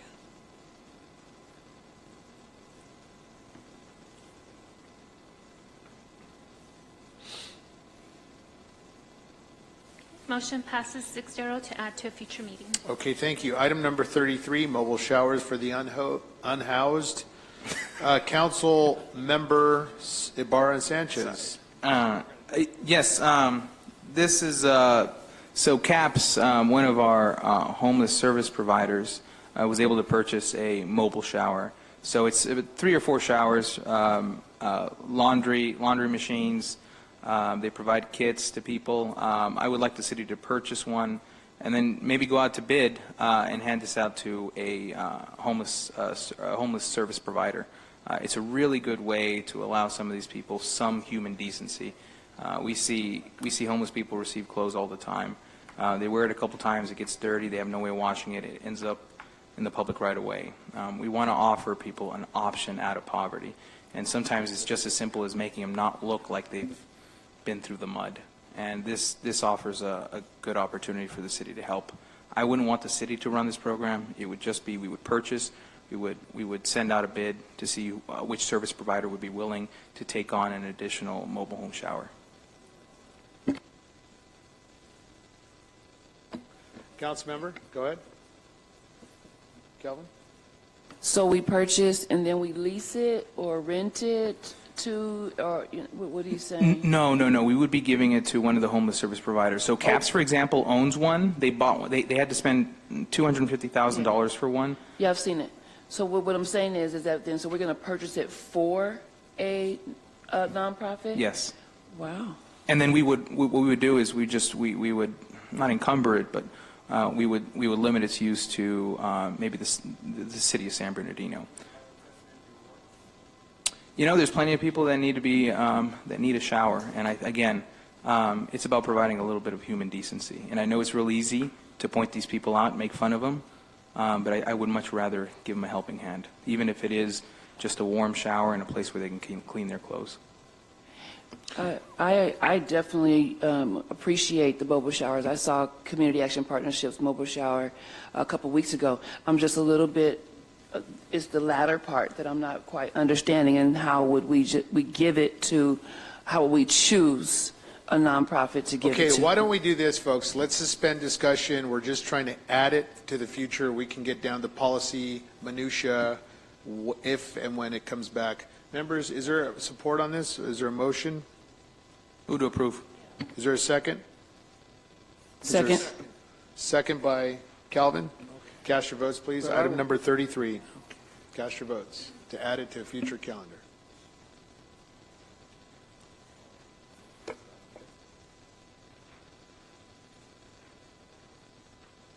Motion passes 6-0 to add to a future meeting. Okay, thank you. Item number 34, policy manual regarding grant-funded positions. Councilmember Alexander, sir. Thank you, Mr. Mayor. I appreciate that. This is just regarding grant funding. This is about budgeting and how we do our future budgeting. And when we get grants, that doesn't come out of our budget, but when we get grant fund positions, eventually they do hit our budget. And we just have to be mindful when we get all these grants that we have to be mindful, and then we need a policy. And if you can better explain it, Director Weinhorn, if you want to help me out so they can understand, it's just to move it forward. But if you can help me out just a quick so they can understand what I'm trying to say here, I'd appreciate it. Thank you. There are some grants that fund positions, and then the grant amount declines over years, and then the positions become fully funded by the city. I think those are the kind of grants you're referring to. And what you had spoken to me about was creating a policy in which council would approve those grants, because those are the kind of grants that the city does become responsible for completely over time. Yep, that's it. Okay, is there a motion to add it to the calendar? Item number 34. I move it. Okay, is there a second? Second. Second by Calvin. Members, cast your votes, Can we please. take a voice vote? Sure. Councilmember Sanchez? No.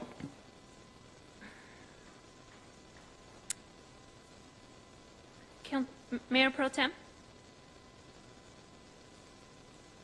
Councilmember Charette? Yeah, I'm going to say yes with a comment, and that is that some of these items to be considered for future meetings, I think we need to get a handle on that.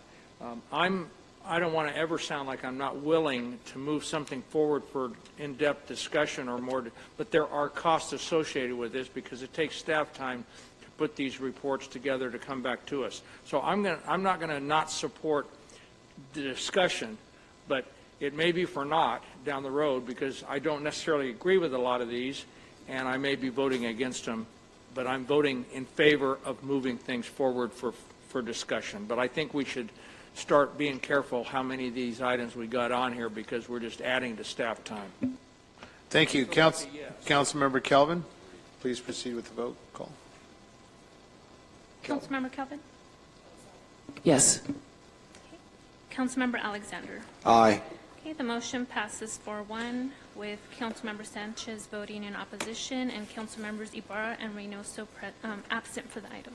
Okay, this is item number 35, to establish a program for high school students to serve as junior council members to encourage greater civic engagement, reporting through the city manager's office. Council member?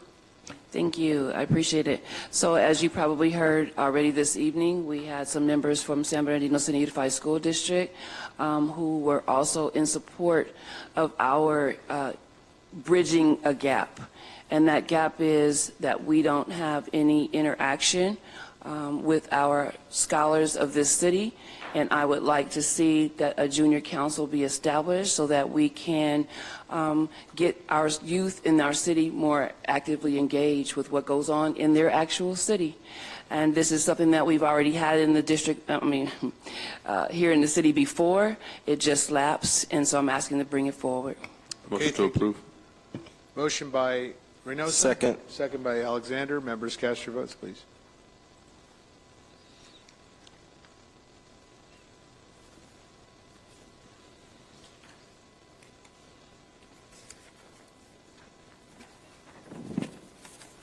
Okay, motion passes 6-0 to add to a future meeting. Thank you very much. And before we adjourn, I do want to pause in memory of Tony Marzullo, who passed away just recently. And let's have a moment of silence, please, as we honor our dear friend Tony.